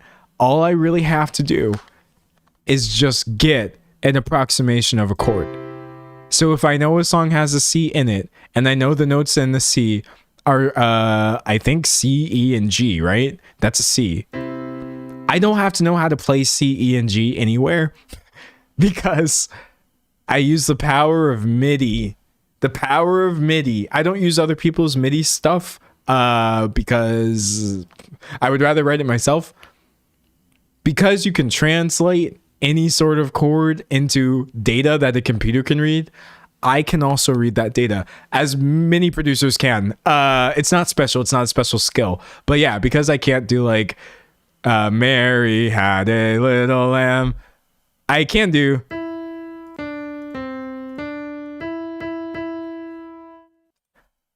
I do know music and theory, and I know like what the notes are. There's just no one has invented an instrument yet for anyone as stupid as me. So I have to do everything electronically and digitally and then convert it into Ableton. But yeah, that's how I get around the, oh no, he doesn't know music thing.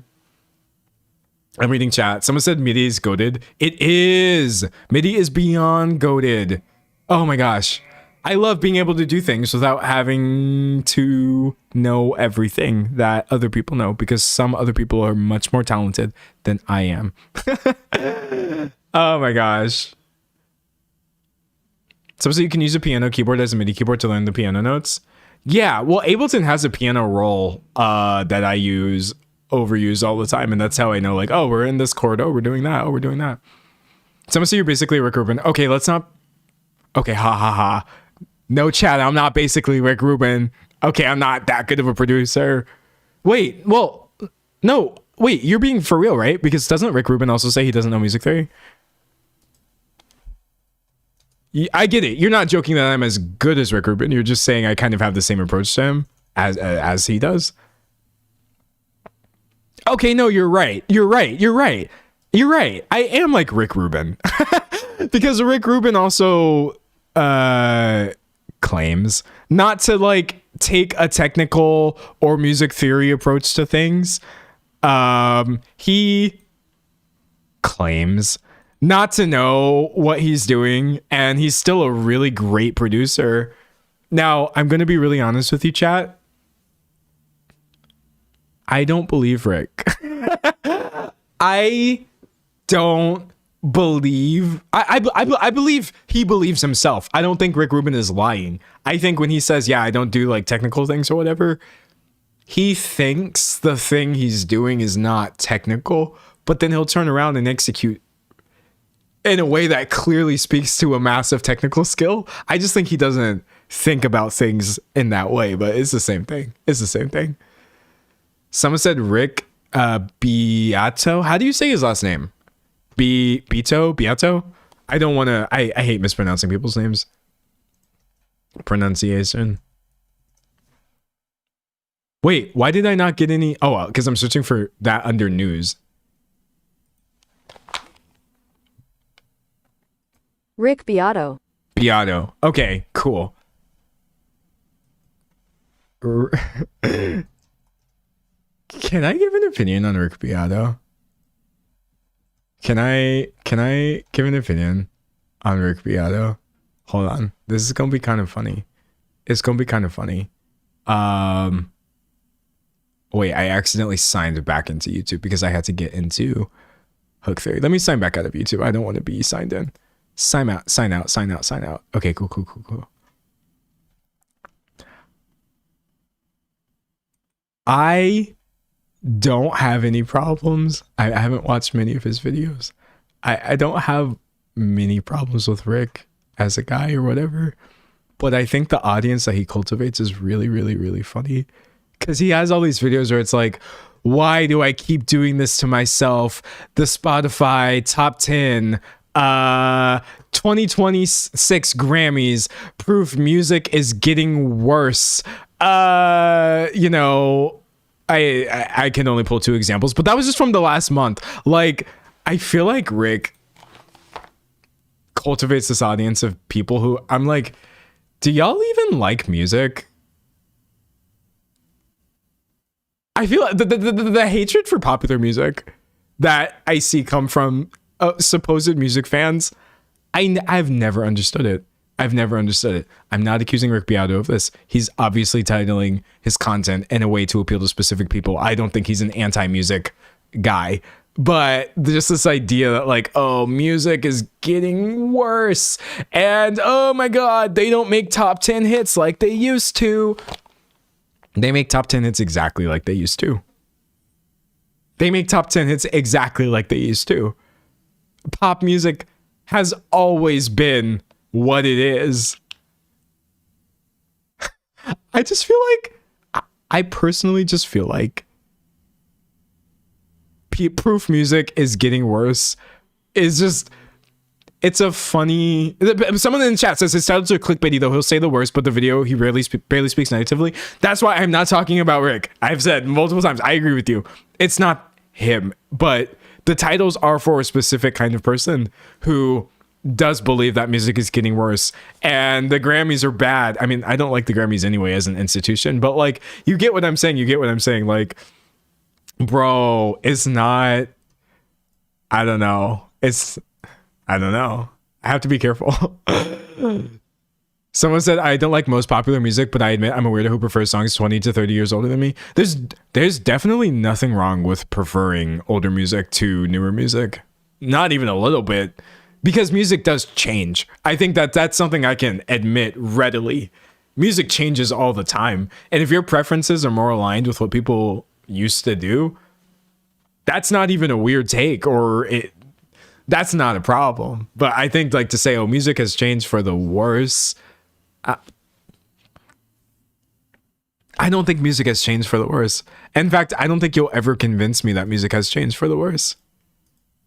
Someone said, I'd argue pop music has gotten much better since the 2010s. I think we're in a pop renaissance. Okay. That might... I don't know if that qualifies as an unpopular opinion, but I have the same opinion. I actually think music has gotten better than it was recently. Because when I go to listen to 2010s pop radio, so much of the songs have aged kind of poorly. It's not that the entire song is bad. That's not even the point.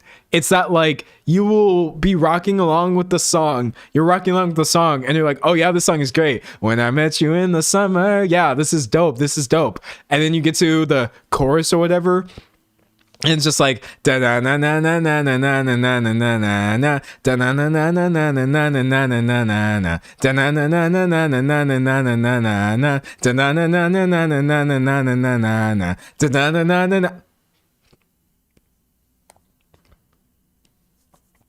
It was dark. We were in a dark period, actually. We have emerged. We are seeing the light again. Music actually did get a little bit worse because a lot of those songs have aged so poorly. I can't believe we accepted the EDM pop drop as a valid form. Now I sound like the people I was just complaining about. It would just be the same thing twice. And I know people complain about songs have gotten shorter. I agree that many songs are lacking bridges. I agree. Oh, I hear myself speaking and I'm like, D'Angelo, this... I prefer shorter songs. I would rather a song be less than 3 minutes than repetitive. I would rather a song be less than 3 minutes than repetitive. Yes, I'm Gen Z. Sorry. It's a horrible take. I know I just said that and you started thinking about Bohemian Rhapsody and Purple Rain and all of these beautiful... That's not what I'm talking about. I would rather take a 2 minute and 45-second song that gets in and gets out than a song that does the same thing twice in a row for no reason. Because Bohemian Rhapsody and Purple Rain cycle through movements. They have sections, they have energy, they are like whole vibes. But I feel like, nah, like the 3.5 minute EDM pop song that we were getting so repeatedly at that time was not it. Someone said shorter songs are my gripe. I need a bridge. I still prefer longer songs that have movements. I definitely do. Someone said the repetitive 2 minute and 30 seconds. Well, that's just the worst of that's the worst of both worlds. Because now we do have songs that are like barely 2.5 minutes and it's just the same thing twice.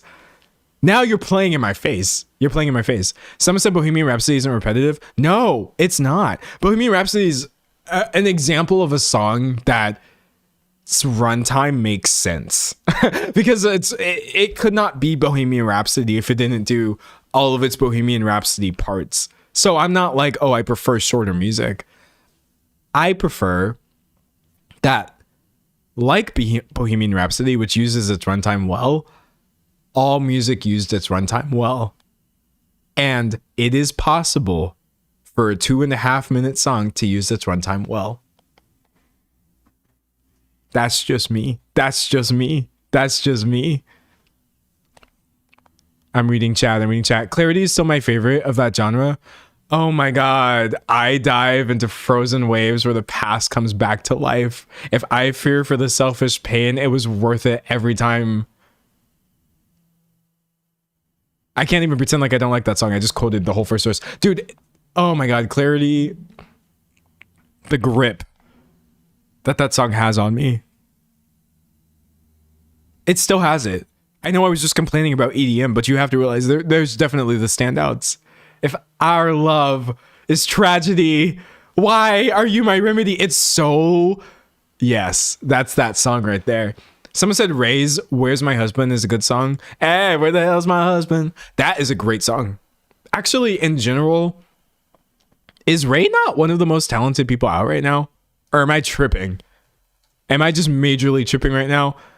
She definitely has to be among the runnings for like one of the most talented musicians currently doing the music. Her stuff is so good, has been so good for so many years. The pocket that she like operates in is so fire. Nah, Ray is it. She's it. The hype is deserved. I'm so glad she's blowing up because she's literally been it. This isn't even her only song to blow up. She also had Escapism a couple years ago.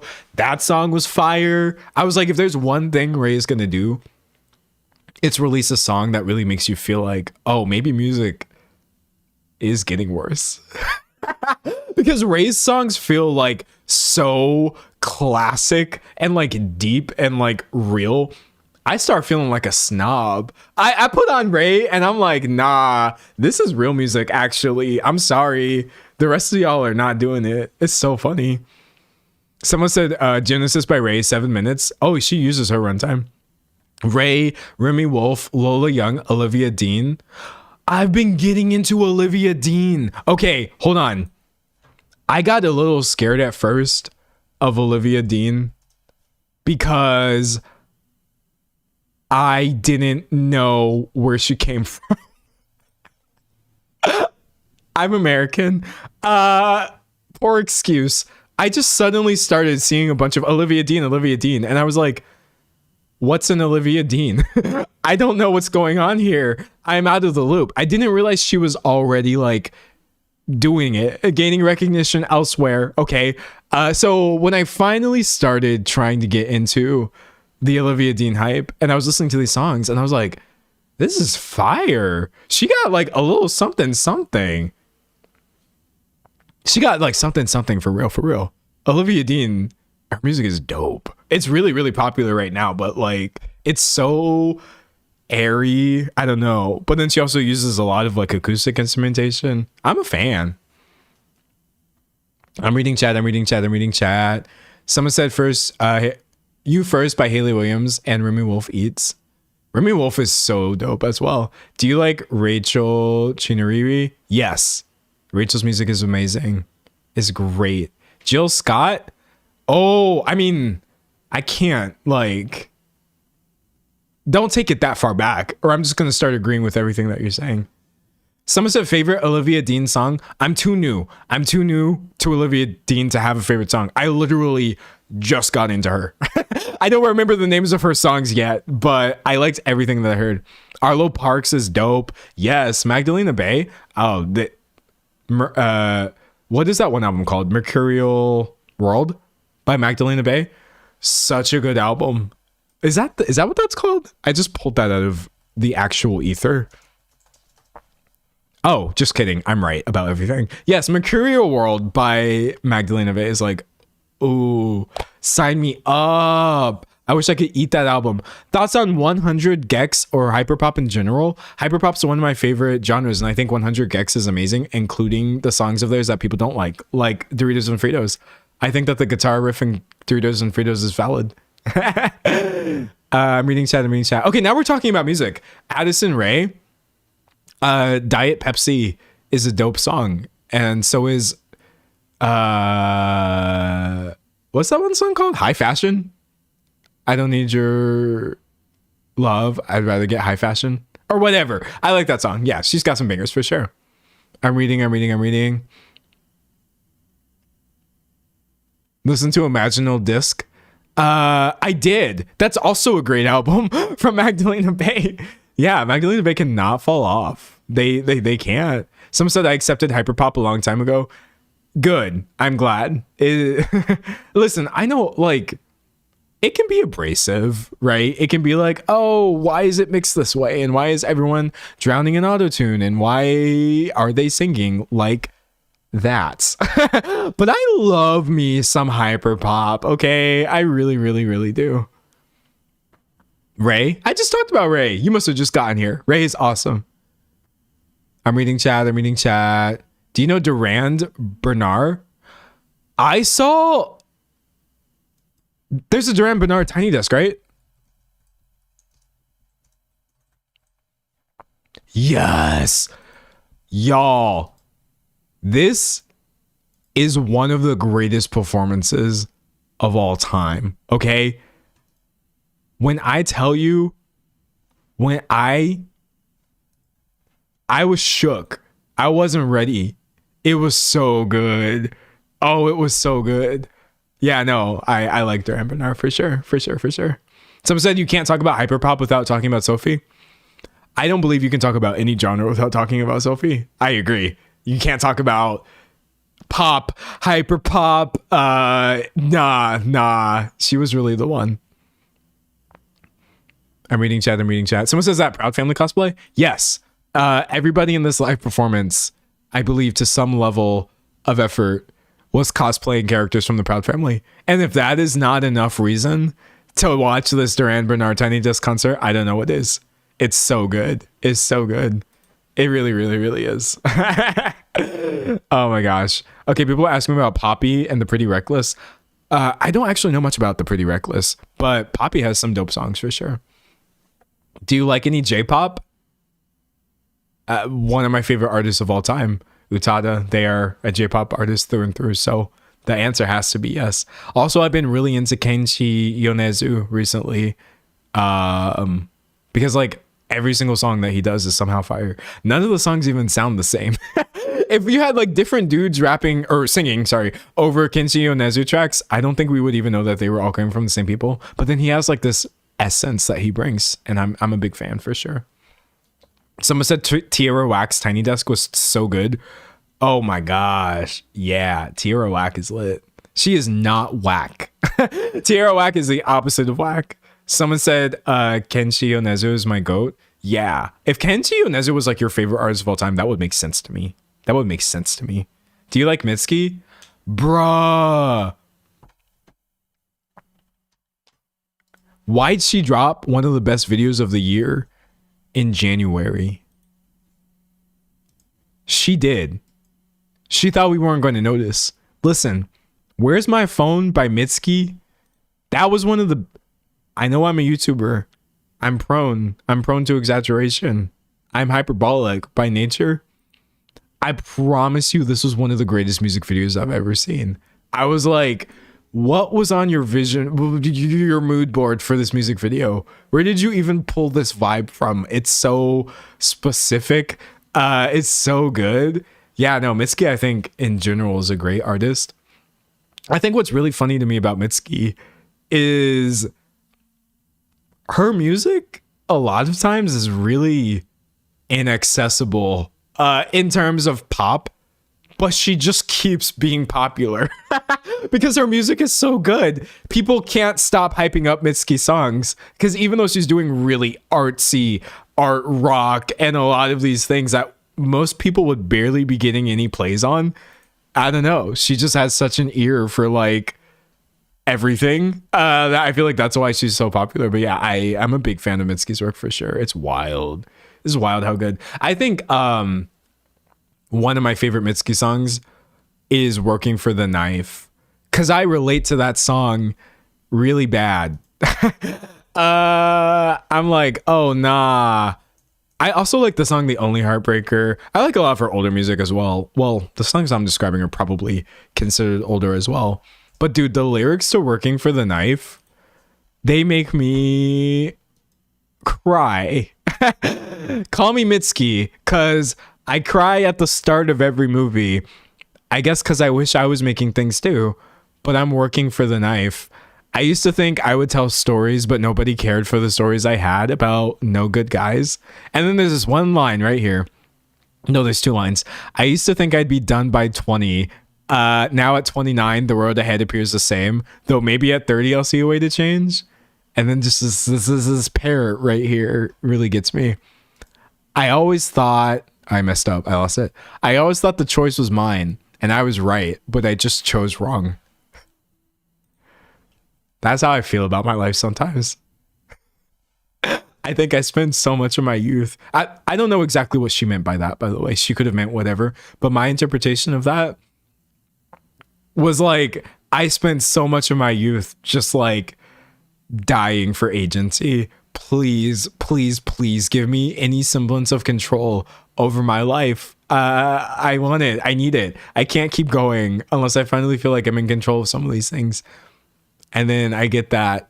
And then it's like, uh-oh. Uh-oh. Yeah, I think about that a lot. And all of her lyrics are that good, honestly. She writes about really specific emotions and feelings, and it's not just like, oh, I love you, baby, which is also a valid form of lyric writing. Sometimes that's how I feel about Bjork. Oh my God, yeah. Hyper Ballad by Bjork? Nah. I think that's my favorite pop song. Yeah. Hyper Ballad by Bjork is my favorite pop song. Because, like, it's so heavy on the storytelling. It just, you're listening to it, and you're like, I go through all this before you wake up. You're like, yeah, so I can feel happier. But then you listen to the actual lyrics and her moving through her explanations of what's going on in that song, and it's like, whoa, this is some heavy stuff. Hyper Ballad's so good. Kate Bush. Oh, nah, Kate Bush is the same way, where you're like, oh yeah, to make a deal with God, and you're like, this is so fire. And then you really think about what's happening on a musical level, and you're like, wow, there's a lot going on here. It's not just fire music. Oh my gosh. Robin's cover of Hyper Ballad is stunning. Yes, it is. It's actually, I mean, I guess because Hyper Ballad is one of my favorite songs, then I guess Robin's Hyper Ballad cover is one of my favorite covers. But like, Robin in general is amazing, obviously. It's so beautiful. Look how many musicians she has behind her. She's got all this accompaniment back here, just making the basis for Hyper Ballad while she like floats above it for this whole performance. But it's so nice. It's so nice. Yeah, I think Robin in general is amazing. Also, Robin has new music. Robin is coming out with an album called Sexistential, which I'm excited about because the song she's released have been fire. Someone said Hemlock Springs. Oh, y'all need to be hyping Hemlock Springs up. I think, hold on, what are my favorite Hemlock Springs songs? I'm trying to go off of vibes. I like the most recent one, www. I don't even know how to pronounce that song, but Hemlock Springs is dope. Hold on. Springs. Yes, please do check out. Oh, I know my favorite Hemlock Springs song. It's Anyone. Anyone by Hemlock Springs is peak. It's so peak to me. Sever the Blight. Oh, that's a really good one too. Yeah. I'm reading chat. Someone said I love Hemlock Springs and she has a new song. It's so good though. It's so good. I've been listening to the beginning of the end on repeat recently. Is that the Joe song? When I'm back in Chicago, I feel it. The beginning of the end. If so, that's a great song. But I don't remember the name of it. Or no, that's the end of Beginning. Oh wait, are we still talking about Hemlock Springs? I'm sorry. I'm talking about so many artists that I'm getting confused. Oh, yeah. I forgot that the song came out.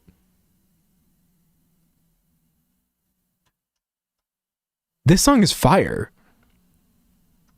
Because it has like this sort of rocky sound, and then it goes into like this R&B, 90s R&B sound. I'm not just calling it 90s R&B because Hemlock Springs is black. It was actually R&B. In general, the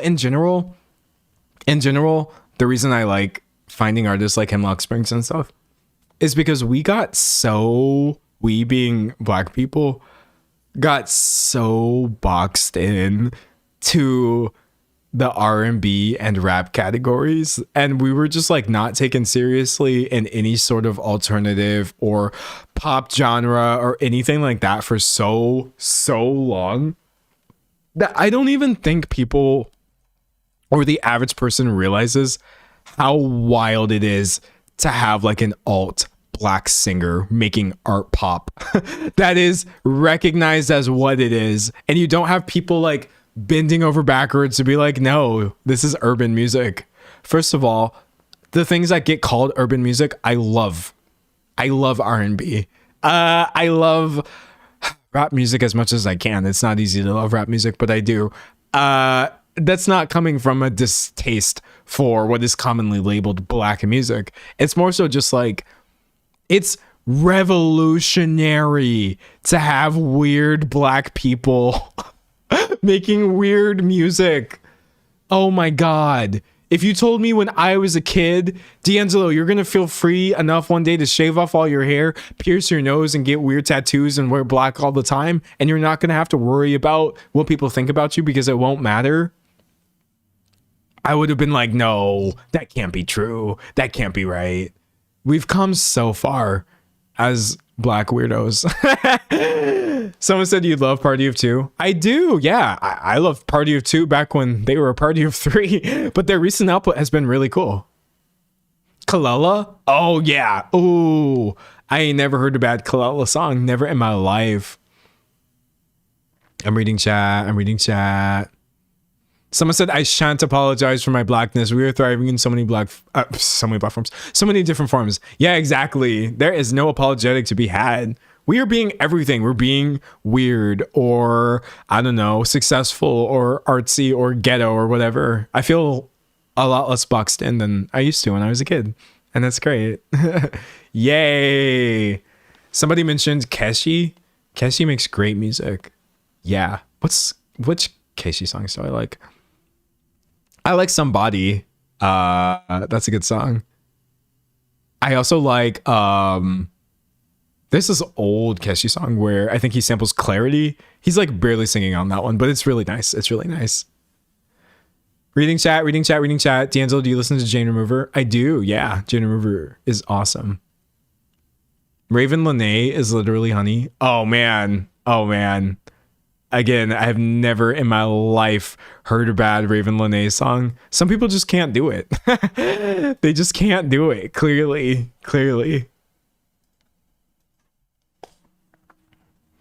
Someone says, speaking of black art, what are your thoughts on Sinners? Oh, I gave them freely. I said every single one of those 16 Oscar nominations was deserved. Period. Blood Orange? Yes. Oh, listen, if we switched to talking about black artists, I would do it in a heartbeat. I love Blood Orange's music. Reading chat. Someone said Keshi is okay. I blame how other Asian Americans fucked him. I can't speak to that. All I'm saying is I got some Keshi songs in my playlists. I get hype to Keshi every now and then. Do you know Dreamer Isioma? No, I don't know Dreamer Isioma. It's a cool name, Dreamer. Someone said, what's the vibe of Keshi? Well, I think the thing is Keshi's vibe right now is a lot different than it was. I don't know what Keshi's current vibe is.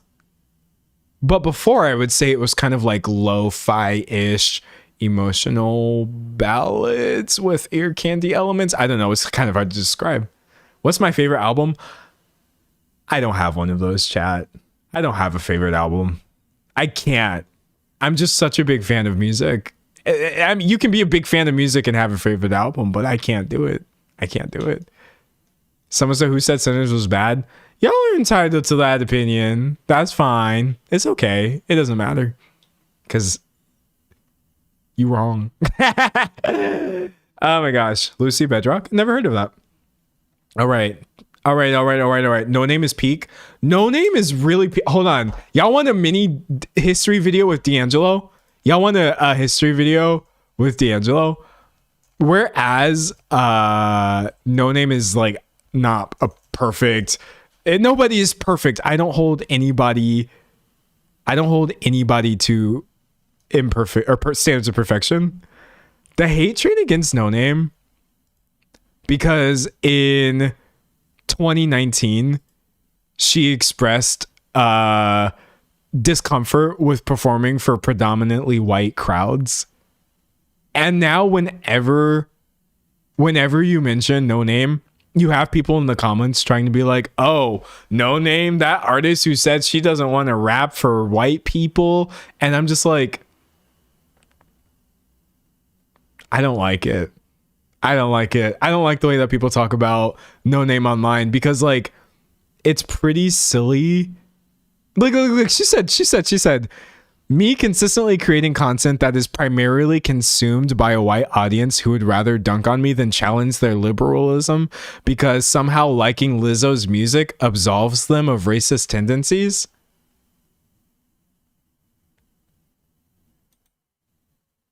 Y'all, she wasn't wrong. She wasn't wrong. I'm 7 years late to this discussion. No Name was correct about the people who were consuming her music. It wasn't racist of her to say she feels like she's putting messages into her music that are being consumed by people who aren't even trying to be conscious enough to hear. They're just like, oh yeah, I like No Name, so that's a pass. But my politics are going to stop right here, and I'm going to kind of ignore the deeper Nah. Y'all did her dirty. Look at this. She performed a Tiny Desk set. What did she expect? Imagine rappers looking in horror at their positive Pitchfork reviews. Oh my God. Like, I get what she's saying, but it's definitely an odd way to handle it. She's blaming everyone else except maybe her efforts in getting more black people to shows. I'm black. I've been to her shows and they are majority white. Chat. Y'all know what she meant. Y'all definitely know what she meant. And I can't believe 7 years later, someone will bring up No Name and I'll see a comment being like, oh, that one girl who said she didn't want white people at her shows. That's not what she meant. Someone said Reddit is a horrible place to bring up opinions from. That is very true. But yeah, no, that bothers me. In general, like,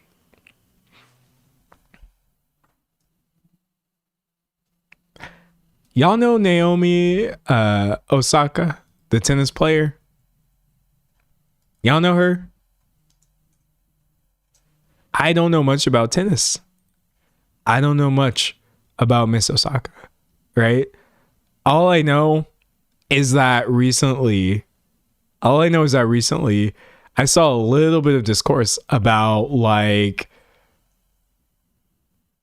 I gotta find it. I saw discourse about the sounds she was making on the court or whatever. It's called a tennis court. Yes. Oh, here we go. Naomi Osaka yelling between serves, right? I just want to find the clip of it. Because I feel like this is so emblematic of how people talk about black people. Honestly, I don't know why it always turns into this. So, and it's not, I think the thing is when I say like, oh, black people this, black people that, I always have people coming to the defense of what exactly and trying to explain like, no, tennis has rules and it's not only black people who get criticized for I know, I'm not stupid, I'm not an idiot, but I just want y'all to see. Hold on. I should have saved this as an actual clip because now I'm struggling to find the clip in general. Okay. I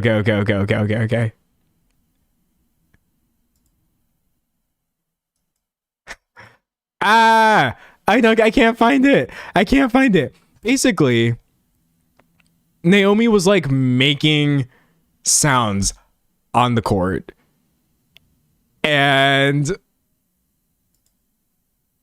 here we go. I found it. I think I found it. I don't know enough about tennis. Oh, that was hard to say, hard to hear because I talked over it. You basically have Naomi. She said, oh, come on, to herself. And then you have this tennis player over here being like, is this okay? The come on between points. And they told her, yes, it's fine. Naomi Osaka did not do anything wrong by saying come on to herself. That's not a rule violation. Osaka was not like penalized for this. And for some reason, And so then after this, so she complains to the umpire. I don't know if they're called umpires or whatever. And then you get this interaction right here. Naomi's face right here is definitely me. It's definitely me, where it's like, come on, bro. And then lastly, the last little piece of this that everybody was talking about was Naomi talking about this in an interview. Here we go. This clip right here. Okay, sorry she was mad about it, but... It's okay? Did you come home between points? Bro, I'm sorry.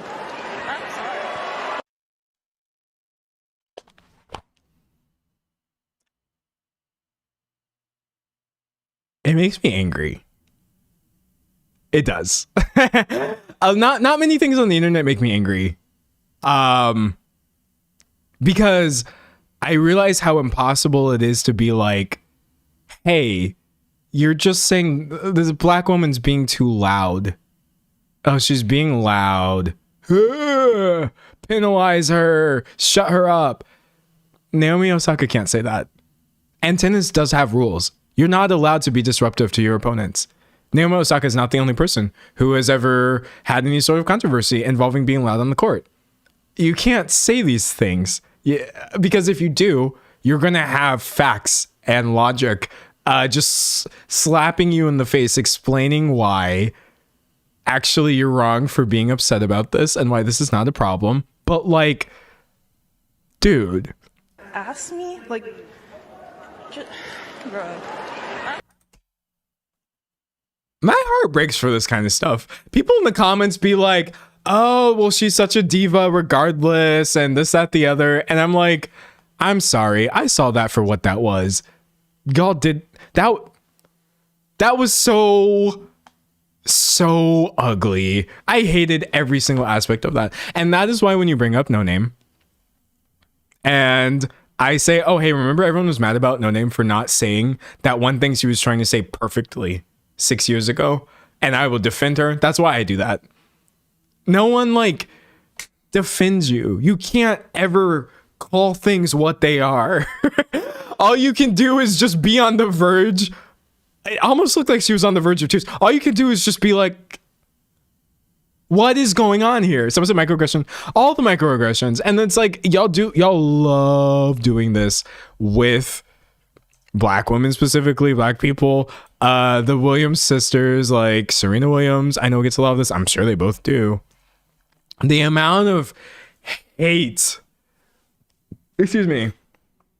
and nonsense that I've seen about Serena Williams on the tennis court, the way that she is. Oh my God, why did she dress like that? Oh my God, why did she do that? Serena Williams this, Serena Williams that. I'm just like, y'all are sitting here trying to tell me essentially that this has nothing to do with race, which is fine. But why is it only Serena Williams and Naomi Osaka that I'm hearing about? Why is it only ever No Name whose statements about rap or whatever, or saying something like that wouldn't have even been a second thought coming from a different rapper? It's not lost on me. And that's sort of the exhaustion that people were talking about earlier. It's always the same thing with black women, or just, I don't know. And it's everybody. It's everybody. That's why I try to have solidarity. I'm just talking to what I know. I know being black. 27 years of experience.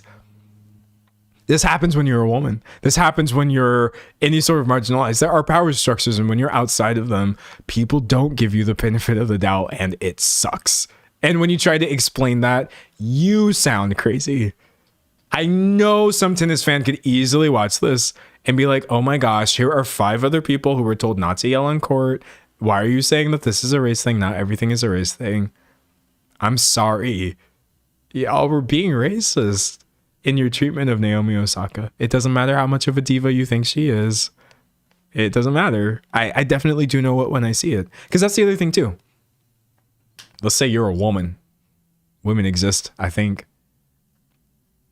Don't you believe that you know misogyny when you see it? I think that's the thing that, like, I don't know why people outside of, I personally don't always know misogyny when I see it because I'm not always constantly on the other end of it. I don't have years and years of experience of experiencing it. So I have to a lot of times be shown it. I have to be shown it. But I do totally know racism when I see it. I'm not dumb. That's the thing, is like marginalized people, we're not stupid for being like, oh, this is transphobic, and I don't really like super have to explain it to you, and it doesn't matter that there seem to be reasons for why this is not the case. It just is. Ah! But it's okay. It's okay. I can't go off of vibes. I don't go off of vibes. Someone's a hot take, women can be misogynistic. Everybody can be everything, unfortunately, because it's so like systemic. But like, I choose not to go off of vibes. All I can really do is show you, hey, look, this is what happened with Naomi Osaka, and this is what she was told on the court, and this is what she was upset about, and she seems really, really, really, really kind of upset about it. And I guess I could sit here and be like, I don't know why she's doing that. But like, I don't know. That's just not my heart. I don't know. When I see people who are upset about things, I tend to try to understand why. Womp womp. So the way they booed her. Yeah, no, I'm sorry. I don't want to end on a sad note. So I'm going to end by saying that I'm going to make a good point about Naomi Osaka, something she did recently that I thought was really cool. She obviously has the privilege to do this, right? Naomi Osaka withdraws from Australian Open before third round because of injury. I know you're thinking, wait, that sounds bad. Why did you say this is a positive thing? I love that this newer generation of athletes is a lot less willing to push through pain, saying it's an injury I've had a couple times before. I thought I could push through it. I played my last match with some pain, and I thought if I gave myself a break, I'd be able to handle it. I warmed up, it got worse. I remember Simone Biles also having to withdraw from something a couple years ago, and people were like, oh, you don't want to do your job. I can't not do my job, this, that, the other. Chat, it isn't that we think that like successful people should be allowed not to do their job. Everybody should be allowed to advocate for themselves and their health. I like that. I see that a lot more with younger athletes. And so, yeah, I want the ability for everyone to do that. We should all be able to be like, oh, actually, hey, this is injurious to me. And I need to sort this out before I can even be of use in this scenario. So yeah, like things are changing for the better for sure. But then I turn around and everybody's like, oh my God, Naomi Osaka is so loud. Can she shut up? And she has a bad attitude and she's rude. And then I'm just like, never mind. Never mind. Anyways, we gonna dip and we'll come back with some more fun topics next time. Bye, everybody. Bye, everybody.